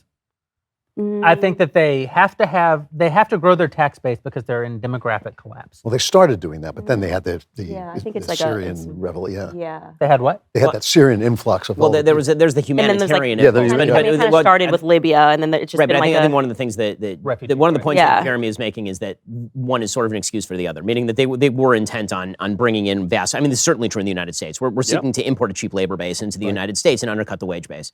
I mean, that's clearly something that's been happening We economically. also for a we have long to time. listen. We have to listen to the other side when they give us. Not to repeat myself, but they will tell us what their reasons are for wanting mass immigration and not enforcing the borders. And the number one thing they'll say is that we don't have a right to have a border, Right. because we don't really have a right to the country in the first place, Yes. Right, sure. because we Agreed. stole the land. And that's why I think as conservatives we have to be much more aggressive in meeting that challenge. Because usually what either we won't address it, or we'll sort of agree with it and say, well, yeah, it happened, it was a terrible thing, but we're here now.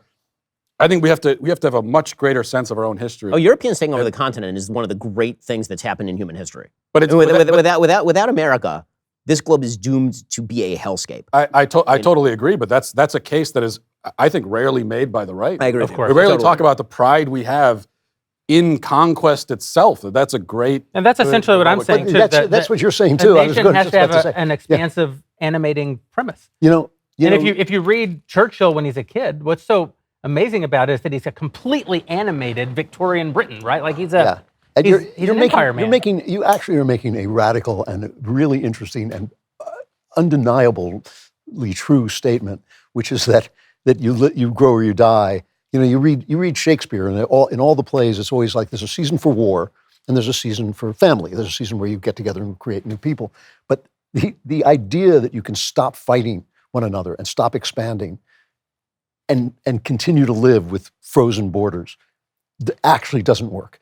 And the thing about it is you kind of hope, what we were kind of hoping for, as the Europeans were hoping for just before they destroyed their culture in 1914, but what they were hoping for was that you do it without violence. You do it through ideas, you do it through cultural appropriation, essentially. You say, take over, you go into a country and say, live like we live, and that will be better. And that's the way that you expand.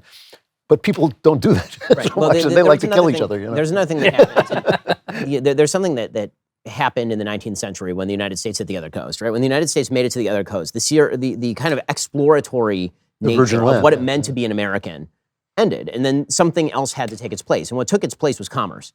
But it actually did for about 100 years. For about 100 years, it actually really did work, which is why America is the commercial republic and the most powerful country on the face of the earth. Yes, we have great natural resources. Also, we kick economic ass. I mean, this country is dominant economically. And that's because we didn't just build out, we built up. Meaning the idea was that we were now going to build economic greatness. The new explorers were not people who were necessarily going to find uncharted lands because all the lands had been charted. They were going to discover new things. They were going to create new products and services. They were going to be like Elon Musk and find Mars. Right? I mean, we were going to shoot for something that was higher.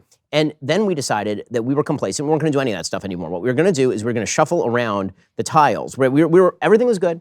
We were all prosperous. We were going to create a mass welfare state, and we were basically going to stagnate back into nothing. Well, isn't what you're talking about that we fixed the borders of what was possible economically as much as we had geographically? I think the end of the wilderness is absolutely a big deal, and you're absolutely right that we moved into trade, but we also moved into the space exploration. And it was the end of the space program because it was taken over by the government instead of Elon Musk. Because it was taken over by the government, it did a couple of fancy things and then died. But there is this animal spirit that exceeds trade. There's an animal spirit in the human heart, in men, basically, that exceeds trade. Well, typically it's invention, right? It's innovation and creation. Yes. Trade is not innovation, creation, and expansion. But you can only create... Trade gives you a broader market for the presentation, and I'm supply sider. Yeah. What trade does and what broader markets do is they provide you a new space to conquer with new innovations and new products and new services, because that's the footprint of the United States is much larger than the land we govern. The footprint of the United States is the fact that everyone wears Nikes everywhere on earth, that everyone has a McDonald's in their country. Yeah. Right? So the glories of American capitalism, I'm not a 2 cheers for American capitalism guy, I'm a 3 cheers for American capitalism guy, because I think that when people say 2 cheers for American capitalism, they're suggesting that capitalism is supposed to fix things like marriage, which is like suggesting that a hammer is supposed to be a screwdriver. Yeah. Capitalism, for what it is the greatest thing. And guess what? It's not everything, right? It's great for the thing. That's the trick, though, isn't it? Yeah. Doesn't it yes, sometimes that's why become an idol? that's why I'm not an Ayn Rand libertarian, right? Yeah. But what capitalist markets are good for is, for example, things like assimilating new groups of people into your country. One of the, if you look at the history of immigration in the United States, what you see is major waves of immigrants who must assimilate, because if they do not assimilate, they will not have welfare dollars, because there are no welfare dollars. When my great-grandparents got here in 1907, my family's been here for 120 years. When my great-grandparents on both sides got here in the early 20th century, they spoke Yiddish, and within about 5 years, they didn't speak Yiddish no more, and none of their kids spoke Yiddish, because they immediately picked up on the idea that you have to engage in a trade. You have to become more American. You have to actually imbibe from this well. And so we've undercut in this country all of the fundamental bases for a growing and thriving society, and now we're basically just importing new blood from a young... I think what Drew touched on is actually really, really important, and it's also very true. We're tracing the kind of the decline and decay of American culture. I agree that you trace it back to the end of the space age, because there's also this... there is this need to actually explore, like, physically, and you find that, you had the exploration age in the 15th and 16th century. Early 20th century, it shifted to the polar exploration. They were going up to the ice in the North Pole or Antarctica, and just kind of like people were dying, and it was horrible, but you're just doing it because we have to discover something. And then that shifted to, like, let's go to the moon. Like, we have to go somewhere and discover something. And then we just shut all that down. Yeah. Saturn by 70. And the whole thing about growing... Women, by the way. I was talking about this the other day. It's incredible. Men have this need in your nature to, like, want to conquest. Yeah. Like, what? How does this work? How do they? Men are engineering. It just comes very naturally to men. And, like, what's out there? What's in the woods? Why is a tornado coming at me? Women don't have the same instinct. So it's fascinating to hear you guys talk about this. Like, but literally, there's a reason men conquered the world, right? There's a reason for it, because it's just naturally what you're predisposed to. You have 2 boys. You can Where, like, I'm like down to be in an Amish community and just raise some kids, learn how to bake bread. But you guys do you and figure out how to go to space. And now I say we're also going in reverse, because what's happening is we've stopped exploration, and at the same time, we're turning back and either denying or expressing regret over the exploration we already did. We're apologizing for the conquest of America. I think some of we're denying that the moon landing even happened. Right. I'm not trying to rope Candace into debate. Listen, if you want to burn your fan base, it's cool. If you want to do it again. If you want to do it again. You just don't know your base. It's cool. Did. But so I think that's part of it. Like this turning back on our greatest achievements and saying, that never happened. I think something that's self-justifying. Meaning, I think that since we foreclosed the thing, now we're justifying to ourselves as a society why the thing is impossible. Yeah, because we can't go to the moon. They certainly couldn't have gone to the moon. Right. Because we're better than them. And also, we shouldn't go to the moon. Just to go back to what you were saying before, it's not a knock on capitalism. They've always It's been not a knock wrong. on capitalism. It should be something else and more. But this is as outside of the values that underlie capitalism, because without the values, capitalism is just selling fentanyl, basically. It's like, it doesn't matter what you're selling. But you can't continue to build on the same space forever. You start to build inward. When they say, oh, in order for our economy to thrive, we need more consumerism, that's degrading. It's degrading to the human spirit. Yeah. That's not how you build a society. After a while, I don't want to buy anything. Maybe I just want to live my life. I have enough stuff. You've got to move. You've got to move. For a guy who loves Frank Sinatra, you miss the most important thing that he left us with. It wasn't the music. It was the quote, whoever dies with the most stuff wins. Wins. The thing we're missing too, one is the kind of a good, I agree, I got too much stuff, man. It's coming out of the kind of a good that you actually do want to continue to consume is the kind of good that you set on fire. Yeah. Like That's that you burn and then puff because the body's almost like a temple. cigar. Yeah, Almost like a Mayflower. The thing that we're missing though is, I agree, expanding commerce is a wonderful thing. It's nice to have material goods. It's actually necessary for a... it's not just nice. I mean... Yeah, no, it's actually necessary to sustain terrific, your life. But the thing we're missing when we talk about American exploration and broader Western exploration is that I think we kind of buy into the left's argument a little bit, which is that they just undertook these great conquests for money. They just did it for plunder. And they didn't, actually. Right. Right. I'm a big defender of Columbus, and I know the guy, maybe he did some bad things, but he was not motivated only or even primarily by money. The man was trying to fund another crusade, okay? The American... One of the great heroes of... one of the great heroes of the West, ever. Yeah. I don't think that Charles Martel was motivated primarily by greed, okay? I don't think Jan Sobieski was motivated primarily by greed. I don't think the American founding fathers were. Almost all of them were impoverished because of the revolution. Neil Armstrong, for that matter. Or Neil Armstrong, or any of these guys.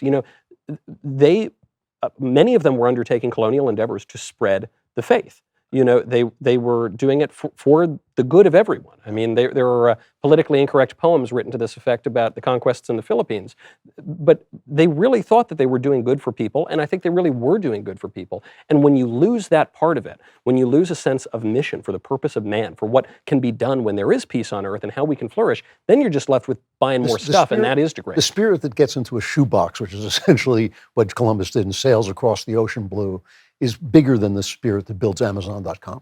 It's wonderful that there's Amazon.com. It's wonderful that there's entrepreneurs and all these things. It's fantastic. It's not a knock on them to say you also have to get into a shoebox and go someplace, and you do it for spiritual reasons. Or danger that they went through to do it. I mean, just thinking about the journey that they made, not knowing if there was anything there. Yeah, there was anything there. Yeah. You think about Cortez conquering the Aztec Empire with a ragtag group of... One of the great men of history. Right.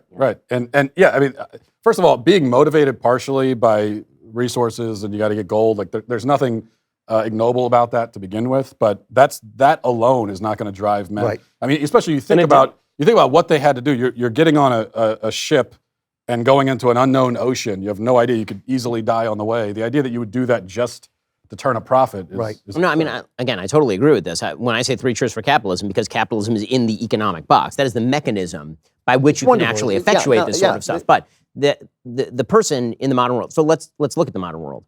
I mean, there's really only one direction to go, and that's up, which is what Elon Musk is doing. But all the borders have been drawn. Every land has been discovered. There's no uncharted land. We have satellites. We know where everything is at this point. So the question is, what is the modern man to do if he has that exploratory instinct? And this is why I come back to the idea that the difference, maybe no one can be Columbus anymore, because you can't unless you're going to actually get in a rocket and go to Mars or something. But barring like the 3 people on Earth who are going to be able to actually try that, you're just a normal guy. It used to be a normal guy would pick up his stuff in New York and then just start going until they found wilderness. But there's no more wilderness. Right. Okay, so what exactly does that guy do? And the answer is, in fact, that he can still combine the desire to do good for people and the desire to serve a holier purpose with commerce. Yeah. That is still there. It's just you can't get in a covered wagon and do it. I mean, there's just no kind of so good wagon. Although I do think one interesting thing about what Elon Musk is doing is that his rocket ship, Starship, which is meant to go to Mars, doesn't seat 3 people. It seats 100 people. Yeah. And he refers to it as a wagon. That he sees it in the same way that those wagons were in the West. That I think that By the way, Elon Musk could very well screw all of this up. He's a human being, and God has a funny way of knocking men down when they try to reach too high. But right now, Elon Musk is probably the greatest living human. I don't know if he's a good man, but certainly a great man. And his actual desire is not to see a man walk on Mars. His desire is to send hundreds and hundreds of ships, each containing having spent some time with him, I can tell you that the thing that is motivating him is not the money. He's got the money. Right. That's not what motivated him to start SpaceX. SpaceX was built as a profit-making vehicle, specifically so he could do the thing. And- Which, by the way, and that's true of most great entrepreneurs. Most great entrepreneurs are driven by doing the thing, Right. and they have to make the money in order to do the thing. Right. It's not that they do it in order to make. In fact, this is good business advice for pretty much anybody because we get a lot of people who ask us these questions. One of the biggest mistakes people make is they say, "I will do it for the money." If you say you'll do it for the money, you're not going to do it. Okay, you're not going to enjoy it. You're not going to like it, and it's actually. And you're not gonna get there, The reason all of us here do the things that we do is because we have a sense of mission about it, and the money is a good byproduct that helps incentivize us to continue the mission. But it's not the reason that we do the thing. We don't do the thing for the money. And so for Elon, right? Elon has this very interesting sort of thesis. He's not a religious person, but there's sort of a quasi-religious justification of what he's doing. He thinks that, effectively speaking, the reason that so his sort of guidebook is Hitchhiker's Guide to the Galaxy, right? He talks very frequently about this, and the punchline of Hitchhiker's Guide to the Galaxy is what's the meaning of the universe, and they put it in the machine, and the machine says 42, and he said, and then it says you're just asking the wrong questions, right? The punchline is you're just asking the wrong questions. The answer is 42, and so Elon's entire shtick is that, and his entire kind of way of thinking is that the only way that we can actually discover the meaning of life is to ask the right questions. The only way that you can discover the right questions is to broaden out the number of humans and the number of places those humans are in. He kind of sees human beings, I would say, almost like neurons in a giant brain almost. And so the idea is that if you expand human consciousness onto other planets, or you put humans in different places, and there are more humans, you have more kids, then you're actually going to be asking better questions about that. You may not like that, you may think that's stupid, but that's the thing that's actually driving it. But to tie everything we've been talking about together, to go back to Candace's point about the way men are built, one of the things that happens to men much more powerfully than it does in women is that when we watch something, the same places in our brain light up as the person who's doing it. So when you and I watch football, we have the experience of playing football in our brains. So you don't have to, not everybody has to go to Mars. If 100 people go to Mars, we all go to Mars. And that's one of the things that is inspiring to men, and they see it, and it gives meaning to everything. I grew up in the time of the space age, and it gave meaning to the world. We all thought, oh, we are going to the moon. And we watched that guy walk on the moon, and we all walked on the moon. It is an amazing distinction between boys and girls, by the way. Yeah. Right? Like I have 2 boys and 2 girls, and my oldest is super duper smart, like reads at high school level and all this kind of stuff. But when she's talking about space, it's not the same way as my 7-year-old son. My 7-year-old son, when he looks at videos of rockets, or when he's watching, like, he will literally sit there and just watch documentaries about rockets, because you can see him just absolutely light up in a fundamentally different way. My boys like this. Yeah, they watch it's the truck. amazing. They watch the truck. Watch the truck. I'm like, dude, I don't want to look at the garbage truck. Go find your dad. They love the garbage The truck. freaking garbage They truck love the is garbage. like, Oh, the garbage garbage truck. man is a And hero. landing,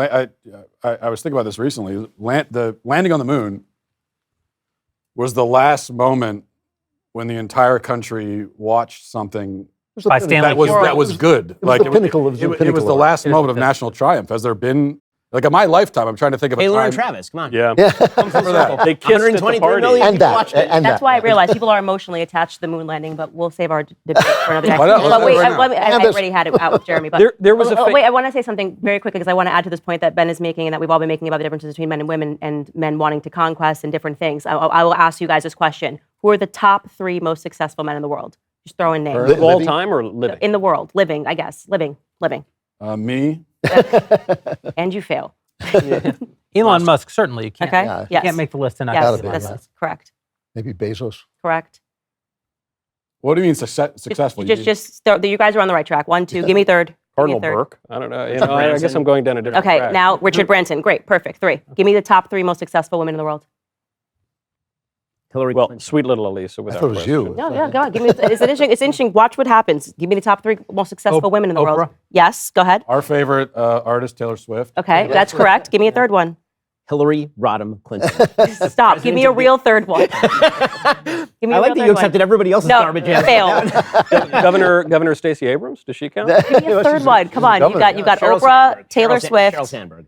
Okay, great. So what's really fascinating, if you look at the Sexy list red. of the most success, if you ask them that question, they instantly give you the richest men in the world. They're the richest men in the world. Jeff Bezos, Elon Musk, things that they've built. When you go to women, you instantly start naming what women are good at. Communication. Right. Taylor Swift is a singer. Emotion. Oprah is a communicator. And when you look at the list of the most successful, richest people in the world, the only time women are on the list is because they've inherited wealth, which is fascinating, except for one woman. No one's ever heard her name, and she is the wealthiest self-earned billionaire in the world. And I can't even remember her name. I know she's Khloe in my book Kardashian. that I'm writing right now. No, she's in my book. It's a Russian e-commerce billionaire, but nobody has ever heard her name because women are not Svetlana- interested in that. Yeah, Yes, that is her name, and that's Really? I really just made that up. no. Like I think her name is literally Slavana. It's like something like that. It's a very Russian name. And the reason why I was writing this in the book is just to say that like what men and women are interested in is so different. Women decided on who was the most successful women because we listen to Taylor Swift, we listen to Oprah, and they've kind of been able to monetize femininity, like communication. Taylor Swift tells a story about a boy who broke her heart for the 17th time, and women are like swoon and amazing actually in the its 17th emotion. boy who broke But when men are great, they're always building. I don't mean to. I'm not it's trying to really sound like interesting. Gandhi or something here, but truly, when you ask me that question, who's the most successful man in the world, or certainly the most successful woman in the world, I wouldn't have named any of those people because they're all super rich. I would not count money or. But Taylor Swift and Oprah actually are not anywhere near as rich as. No, certainly that's not. my $1 billion point. compared to $200 billion or Yeah. whatever. But I The really most successful man is not. no. I would consider a successful man. I mean, I gave the answer of Cardinal Raymond Burke. Like I actually believe that the most success. You could not pay me to trade spots with Elon Musk. I wouldn't do She it. didn't ask. No, I didn't ask if you would trade spots. I said they But I wanna be successful. I said, yeah, the most successful. So you want to be a cardinal. My wife might be. you're She in might it. be happy actually if I became a. But I really don't. I don't know. Say Maybe the most important. Don't worry. I said in my most book, important the man? average person would say Elon Musk, and we all know that you are exceptional. I've said it for years. I just really like it. It does get into our heads a little bit that success is measured by money, and then women's success is measured by being most like men. That's what the whole culture says. I think probably the most successful women in the world are people we've never heard of, present company excluded. It's going to be like some housewife in the middle of nowhere who has the most happy, flourishing, wonderful life. Important. That's different. Yeah, that's Most different. successful. And I use the word success, and I asked you what your instant instinct is because Right. it's just interesting that every person I've asked has said the same names. Like if you say a man, they go Elon Musk, Jeff Bezos, and it's because they have conquested in a way. Like you Most know, successful man is the one that has the most kids, but is still married to the wife. So I guess that he had the I actually agree. So I want to. We promised at the top of the show we were going to take questions Yes. from our Daily Wire Plus members. These are the people who make it possible for us to do a show like this, where we just talk ad nauseum about things that aren't even all that interesting to the average soul out in the world. It's because of our Daily Wire Plus members. They're people who've come to us either because they love the shows, they love the content. What is a Woman? Huge success for the company. Convicting a Murder, huge success for the company. All of us were in Lady Ballers, which was the huge success of the latter half of and last a year. masterpiece. And truly, truly, Citizen Kane, uh, Lady Ballers, Godfather, Godfather 2. Godfather 2. But we're very grateful to our members, and so we want to hear from you guys. The first question is for Michael Ben. If Biden is ousted from office and Kamala becomes president, do you see her becoming the Democratic nominee or someone else? If someone else, who? If Biden's ousted, meaning like impeached and convicted, that'll never happen. Like he dies right now. Like he died or 25th Amendment or something. Yeah, the thing is they would probably have to, they wouldn't want to pick Kamala, but I don't see how they push Well, out if the Biden first if black. Biden were to die, God forbid, nobody wants to see that story play out that way. They wouldn't have to do anything. She The would become the- Constitution makes her the But president. would she be the nominee? And if she were the president, she would be the nominee. 100%. Yeah, I think there's no way that they would try to oust her because they know she's a terrible politician. However, I think if she were the president, they wouldn't even try to oust her. I do know that right now there is a move afoot to have her step down as vice president and to pay her a 5-year, $100 million deal to run a foundation for the next 5 years. Huh. So she would make $20 million a year. That's because they know that there is the possibility that Joe Biden won't be able to run for president. Maybe not likely, but certainly possible. And they know how deeply unpopular she is. And the Democrats are in a real bind because if they set aside Kamala for, say, Gavin Newsom, their entire coalition falls apart on them. Yeah. Which is why I truly believe that there is a 25% chance that Michelle Obama is the next president. She doesn't want I think it. she's She the, does not want it. She doesn't want it. but you say she doesn't want it. Everyone wants it. It's one thing to say she doesn't want it in a way that would cause her to run for president. I agree, Michelle Obama would never leave her cushy life of being universally beloved to run for president. But if Joe Biden is incapacitated and they need someone who can preempt Kamala Harris, which can't be Gavin Newsom, assuming that they can't get Kamala to step down by paying her off, they have one option. Yes. And that option is to put the ring on the table in front of Michelle Obama and say, "You don't have to run for president." But there's a It will general. be unanimous consent at the Convention. At the convention. But there's a general. She's not going to want to be in that general. She will not run for president. If they put the ring, if they put the ring of power on the table and say unanimous acclamation at the DNC, she will never The attend. percentage is higher than She zero. will. It may not She be will never. 25%, but She will it's higher. never attend a single rally. She'll maybe a few rallies. She'll never attend a debate. That's correct. Certainly not. She will just sit back and wait to be elected, and we will. I believe we would not. If that were to happen, we would not be able to stop her. I agree with that analysis. Listen, It's terrible. I hate that that's true. But that's what I believe. She there's would just say no. there's a I lot. I think they would go to her, but I think she would say no because she wants to have a private life now. They've released everything about her husband. It's a lot. It's just a lot for her and her kids to go through. Does America really need the Do we- second do black we- man elected president? No. Thank you, Media Matters, for watching the show tonight. For Ben, 2024, would you ever vote for an independent? I think this is an RFK Jr. question. I mean, so it's. I would just I would not vote for song. RFK Jr. above Trump. I mean, if the candidates are Trump, RFK Jr., and Biden, I'm voting Trump. If there were another independent who better represented my values, Cornel West, yeah, obviously, love Cornell. Joel Stein. Yeah, exactly. I don't care about the party labels. I care about the ideology of the candidates who are running for office. And the possibility of his winning, though. Yes, yes. I mean, like throwing away your vote on somebody who's likely to degrade the vote of the person who I think would actually have a shot. Right. It's why I don't vote third party. So, yeah, I think that the chances are really low. Ironically, I actually thought that the smartest thing during the Super Bowl was that RFK ad. I thought that RFK ad was Yes. quite brilliant during the Super Bowl, Right. even though I have no intent to vote for him. Yeah, I thought that what he was actively doing in that ad was effectively making a Make America Great Again argument.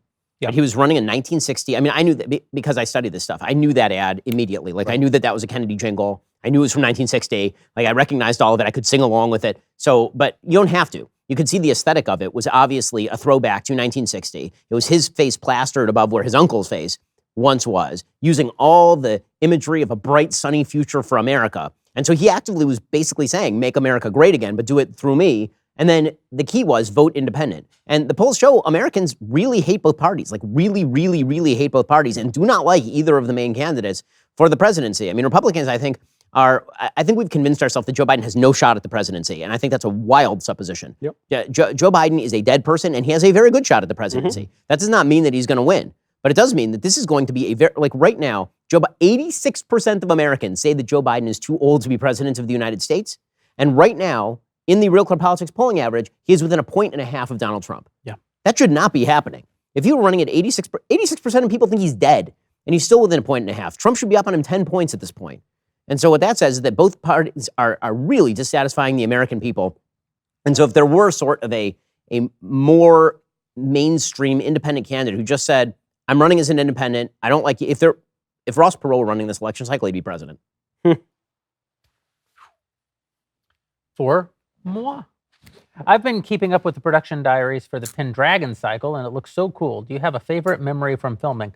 I loved coming home. I can't speak highly enough about coming home. I was 7 months last year, all told, in Europe. 6 of them more or less contiguous, with the the one exception of coming home from my grandfather's funeral and the Lady Ballers premiere, which happened to coincide. It was an amazing experience. Italy and Hungary, both in their own unique ways, wonderful places, very welcoming to us. The food, unbelievable. It was incredibly difficult. If I were to say, so coming home really was a wonderful thing. It was nice to be finished with it. But I will say that one of my favorite things about making the show, obviously our cast was, when you guys see the actors, you're just not going to believe how terrific they are. But my far and away favorite memory from the show, we were at this place called Fossa Nova Abbey, which is actually where Thomas Aquinas died. And it's this beautiful abbey south of Rome in these olive orchards. The whole mountain's covered in olive orchards. And my first favorite memory is that for the day after Lady Ballers, I shaved because I had that silly Robert Downey Jr. goatee.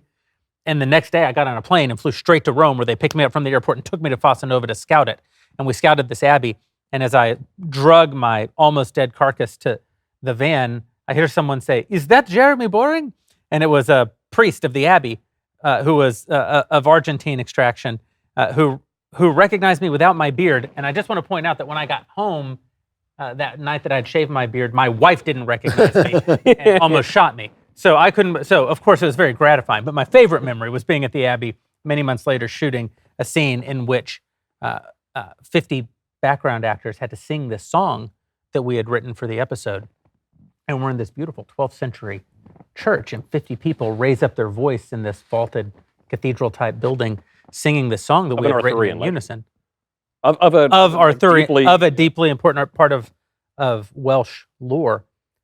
It was just one of those moments you'll never replicate in your entire life. Wow. Just hearing that beautiful building filled with a melody and lyrics that you had penned. Wow. It was just a phenomenal moment, one that I'm sure I'll treasure for however much longer I get to live, which if I keep making shows like the Pendragon Cycle, it'll be long. For Michael, we're going to take a couple more. What is your opinion of matchmaking? I met my current boyfriend, yes, we're both Catholic, via matchmaking site, and we're planning on marrying next year. Do you think this could be a viable option for people who are serious about marriage and family values? Totally. Frankly, you asked me because I'm Catholic. Probably Ben is the better one to ask about this, because people ask about the online sites, and I say, I didn't do it. I just missed it. But I'm not totally opposed to it. That's just how people date today. I don't think it's ideal. We're incarnate beings. I think it's better to meet in real life through flesh and blood relations, and it's a little safer, and it's probably more conducive to happiness. But that's the way people date now. And so if you're going to do it, better to do it in a very intentional way. Ben, are you a yenta? Find me a find, catch me a catch? Yeah, I've fixed up some couples before. Yeah. Yeah, really. I mean, so first of all, if you are in a community with a lot of other couples, this sort of stuff comes up pretty frequently. There'll be somebody who's single that you know, and then you ask your friends, like, so do you know anybody who's like around that age who might be a possible match? And it's something that in our community is really huge. Like we really try to facilitate this, because how else are people going to meet each other who are compatible values-wise? I mean, like, frankly, I think it's a great way to. It's why I think single people should join churches, specifically for this purpose, not just because there are singles events at the church, but because you're going to meet married people, and the married people have sisters and brothers. Yep. And those people are going to say, I have a brother, I have a sister, and you really should meet that person. And that's how, that's how everybody used to meet, and that was a much better filtering mechanism than going to a bar or something. I match-made 2 people that are getting married this year, and also I played the youngest daughter in Fiddler on the Roof, so I got that reference. Tradition. Yeah, You know, everyone needs a yenta. I played Rolf. Did you? Yeah, we would have Oh my gotten married if we were in the gosh, same that is production. so crazy. I played Rolf in The Sound of Music, one of the which is a daughters. different, that's actually a Rolf totally is a Well, different if we side. ever staged a remake. Right. No, you know, the other piece of advice, though, on this that no one ever makes, because no one gets married until they're like 55 now, it's fine. There's ways to do it. It's okay. Just get married. You'll have a good life. Young love is great. Young love is really good. I married my high school sweetheart, and it's, you never hear this from conservatives, but if you're doing a sweet little high school dating thing, your entire culture is going to tell you, you got to split up, you can never get married, don't marry your high school sweetheart, it's crazy. It's really great, actually, and I highly recommend it. In fairness, your wife wouldn't, and anyone who had a chance to marry your high school sweetheart would have been lucky to have done so. Yes. Matt, this question is for you. Why do you not seem to grasp? Wow, this seems aggressive. Oh, man, goodness. Why do you not seem to grasp You that jerk. millennials were sold an American dream that doesn't exist anymore, and that's a bad thing in spite of some of the woke takes on it? Yeah, you boomer. I love that Matt gets an angry question. Why am I thinking? Has there ever been a single Nervous. angry question on Backstage? Of course, it goes to me. I'm not exactly sure what did I say that I have a sense of this. suggests that I don't grasp that. They I say think you're that a it's boomer. that they say that anytime you see one of these videos of a millennial sort of lamenting their station, you always have a kind of Get off your ass and go do get off something. your ass. Oh kind yeah, of yeah. I mean, look, I totally grasp the situation that young people are in, that we're all in, that the economy is in bad shape, and I understand all that. I also understand that working is hard and that it's not fun, and especially if you're working like an office job where you don't really, to work is hard. To work a job that you don't care about is even harder psychologically.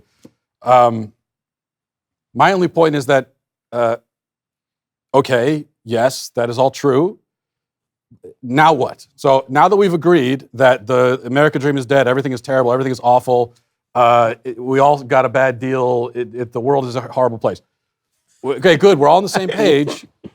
What's the next step? What are you doing next? And my radical suggestion is that you can either lay down in a heap on the floor and cry yourself to sleep and wither away and die, like that's one option, or you can just get up and get back to work and deal with it, because those are the only 2 possible options. And so everyone who gives me one of these, frankly, bullshit questions, it's like, I grasp it, but what is your other? No, you know what? Bro, you know don't what raise they'll your say? voice. It wasn't my question. Yeah, no, you know, I'm the messenger. You know what they'll say? What they'll say is you're right on the individual level, but that we can also address the political problem. Yes, we can. Hold on a second. We can address a political problem. Let's address it. Fantastic. But tomorrow, you still have to wake up and do something. And that probably involves going to work. And you can go to work and you can cry the whole time and whine about it. Or you can make the best of your situation and you can say, you know what you can say to yourself? You can say, you know what? Everyone else is crying about the fact they have to go to work. They're putting in minimal effort. They're lamenting it. They have a bad attitude the whole time.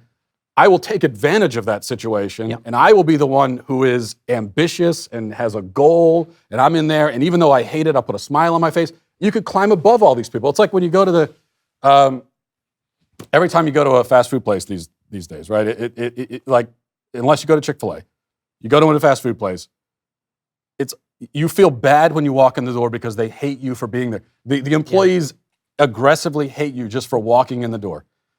And when the bar is that low, if you are a fast food employee, and I get it, I work these jobs, I hated it.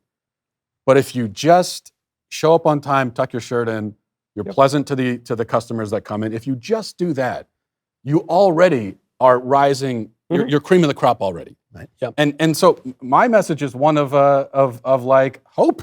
I don't understand why people don't see that. This is a hopeful message of take control of it. This is the baddest thing ever. Mr. Hopefulness. It's the It delivery. is it not? I totally agree. It is. Totally What agree. am I But missing? this is well, you missed one thing, which is that In-N-Out Burger also has friendly employees. Okay, fine. But also, One other thing. And Arby's. Can I say one other thing?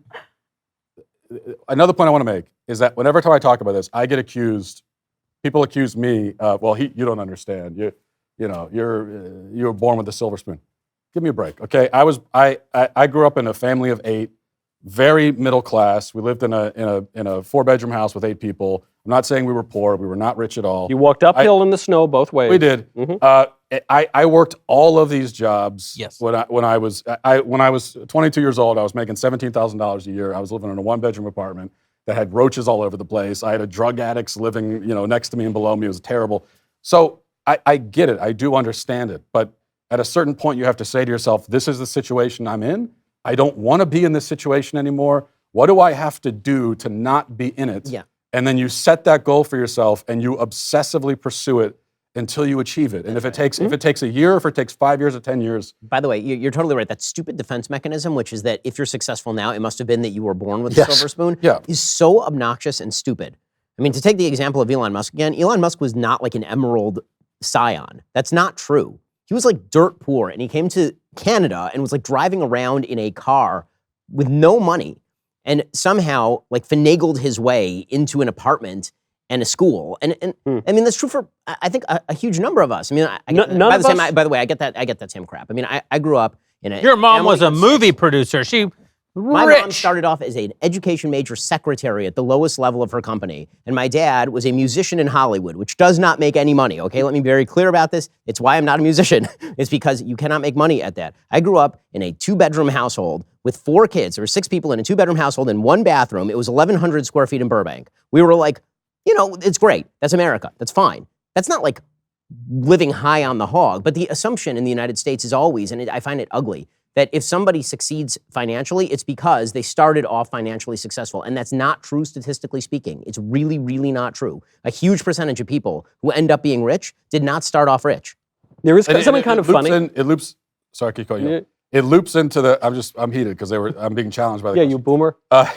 It loops into the question of marriage too. Yes, the same thing happens with marriage. If you have a successful marriage, they say, well, you don't understand because you have a successful marriage. You're lucky. Well, don't you understand that I understand more because I have a successful marriage? Don't you want to know how I managed to be married for 12 years and have 6 kids? Like, aren't you interested to know that? It's not an egotistical thing on my part. I want to tell you what goes into it. It's not easy, but it can be done. There's kind of an irony. I think not in defense, because I actually 100% agree with you, but I also see, like when I see these videos of the girls crying on TikTok, I just go back to this matriarchy, and I do feel bad for them, because the truth is that men are wired to do the same thing day in and day out in a way that women are not. And I think that a lot of these women come out of universities where you're forced, I was forced to take a feminism 101 class.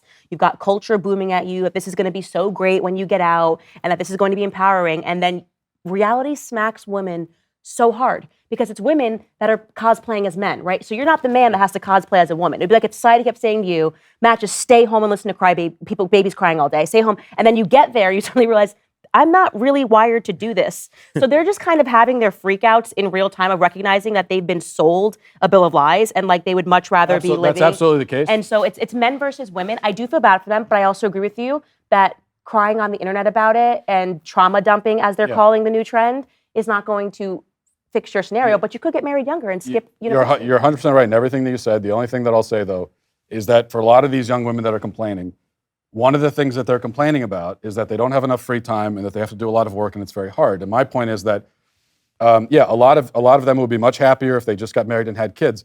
But if you do that, guess what? You're going to have even less But it's free different. time. You're wired for it. True. Women are wired for it. So and you might agree, but like when a baby cries, men, the way that they hear that is a lot different than the way women hear it. Like men are like, just make it stop. And women are like, I want to go make this better. All of that is absolutely true, but my only point is that no matter what you do in life, it's going to come with work. To live is to work. Life is work. It always has been. People that try to blame it on capitalism, that's ridiculous. Prior to the industrial age, your whole life, you woke up at dawn, you were out on the farm, you came home when it was dark, you went to bed, you hardly had anything to eat. There were more feast days, though. There were more days. True, but every only leisure now. Yeah. Leisure was not a thing. Right. We have this expectation. This is one of the things built into these videos, is that they want to have a lot more free time. They want to have free time in a way that has never existed for the human race ever. Because free time for us means I want to spend hours every day doing nothing at all and having no responsibilities at all. And my only point is that that kind of thing has never existed for anyone. That's not on the table for most people. I agree with basically everything that's been said. That's why God literally had to say, take a day off. Yeah, that's right. I agree with everything that's you been have said, to other take than it. we used to have more feast days. We used to have more common goods. So we used to have more like nice cathedrals so poor people could go see big, beautiful art and go participate They in were a beautiful lot poorer, liturgy. to be fair. And They were super. they were poor, but Nice everyone cathedrals, and they was were a lot poorer. super. Everybody was a lot poorer. But so I agree with all of this stuff. However, all of us here, to your point, Matt, none of us grew up rich. I guess, Drew, you grew up like a little bit richer. More probably than the rest of us. And then you chose to be poor. You chose I to be the became poorest poor. I by becoming a became poor. novelist. We all, I talked to a buddy of mine the other day who's pretty successful, and he said, I said, it's so crazy, man, because he handles some of my financial stuff. And he said, I said, it's so crazy, man. I went from making no money to Ben promised me my check is in the mail, so I'm telling you, it's coming, so just wait for it. And he said, yeah, but you, like me, like all of us, basically worked for free for like years, and now we make significantly more money. So I think there's something to that. Just, grind really hard and have a vision of where you want to go and do all of that sort of stuff. But to quote the new leftists who are very successful at changing the culture, and maybe conservatives can learn from them, as Chris Rufo writes about in his new book, the fear is that if you merely accept those conditions that we all agree are terrible, the degradation of the family, the degradation of political order, it dulls the revolutionary spirit. And so while we should do that and we should grind hard and get married and work hard and do all this stuff, we should also have an eye toward the political order and say, hey, Hungary says you don't have to pay taxes if you have more than 3 kids.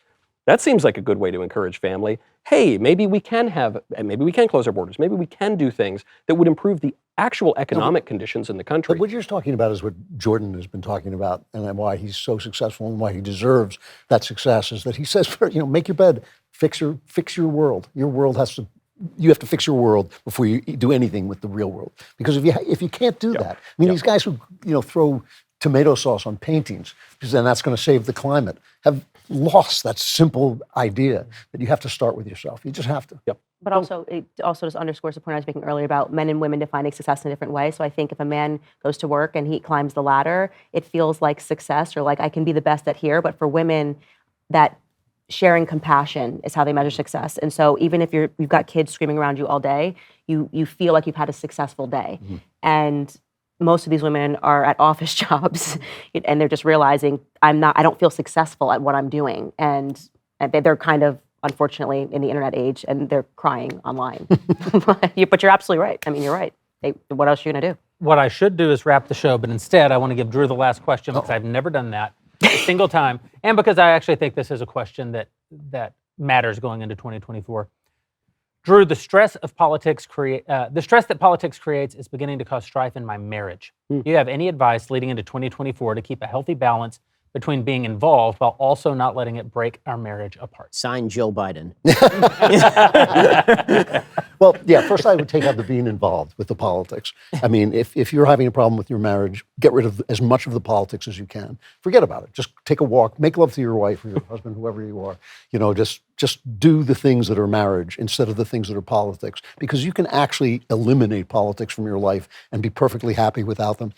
In this world, it is difficult to do that. I acknowledge that. And so if you have to talk about politics with your spouse, which is probably a mistake, talk about principles. Don't talk about people. Don't talk about Trump did this and Biden did that. Talk about the things that you believe and why you believe them, and discuss them in a loving, polite way. And then go have sex and take a walk, because really the sex and the walk are much more important than who gets elected president. I agree. And I would add one thing, which is have hope, have a sense of agency, always. Have a belief that God unfolds history, not man. And I'll tell you something that's helped me is my whole life, we've said every presidential election is the most important election of our lifetimes. This is not the most important election of our lifetime. 2012 was the most important election of our lifetime, and we lost it. And the work that's before us now, the work that we have to do because we lost 2012, is a generational work. And knowing that it's a generational work doesn't mean that we don't need to win this election. We do need to win it. We might not. That's not, we have to just put one foot in front of the other, take the steps, cast the vote, do the things that you need to do, and know that hope lies right out there beyond this moment that I we're have to in. make one last point. I wish you would. When I arrived here, I was the only hopeful person. Now you're all hopeful. My work here is done. That's a Even great, Ben, hold Drew's on, work hold on. here is done. That's a great note you gonna to die? end on. Please don't go even near any stairs. Yeah, really. Thank you, everybody, for hanging out with us tonight. We will see you on the next Daily Wire Backstage.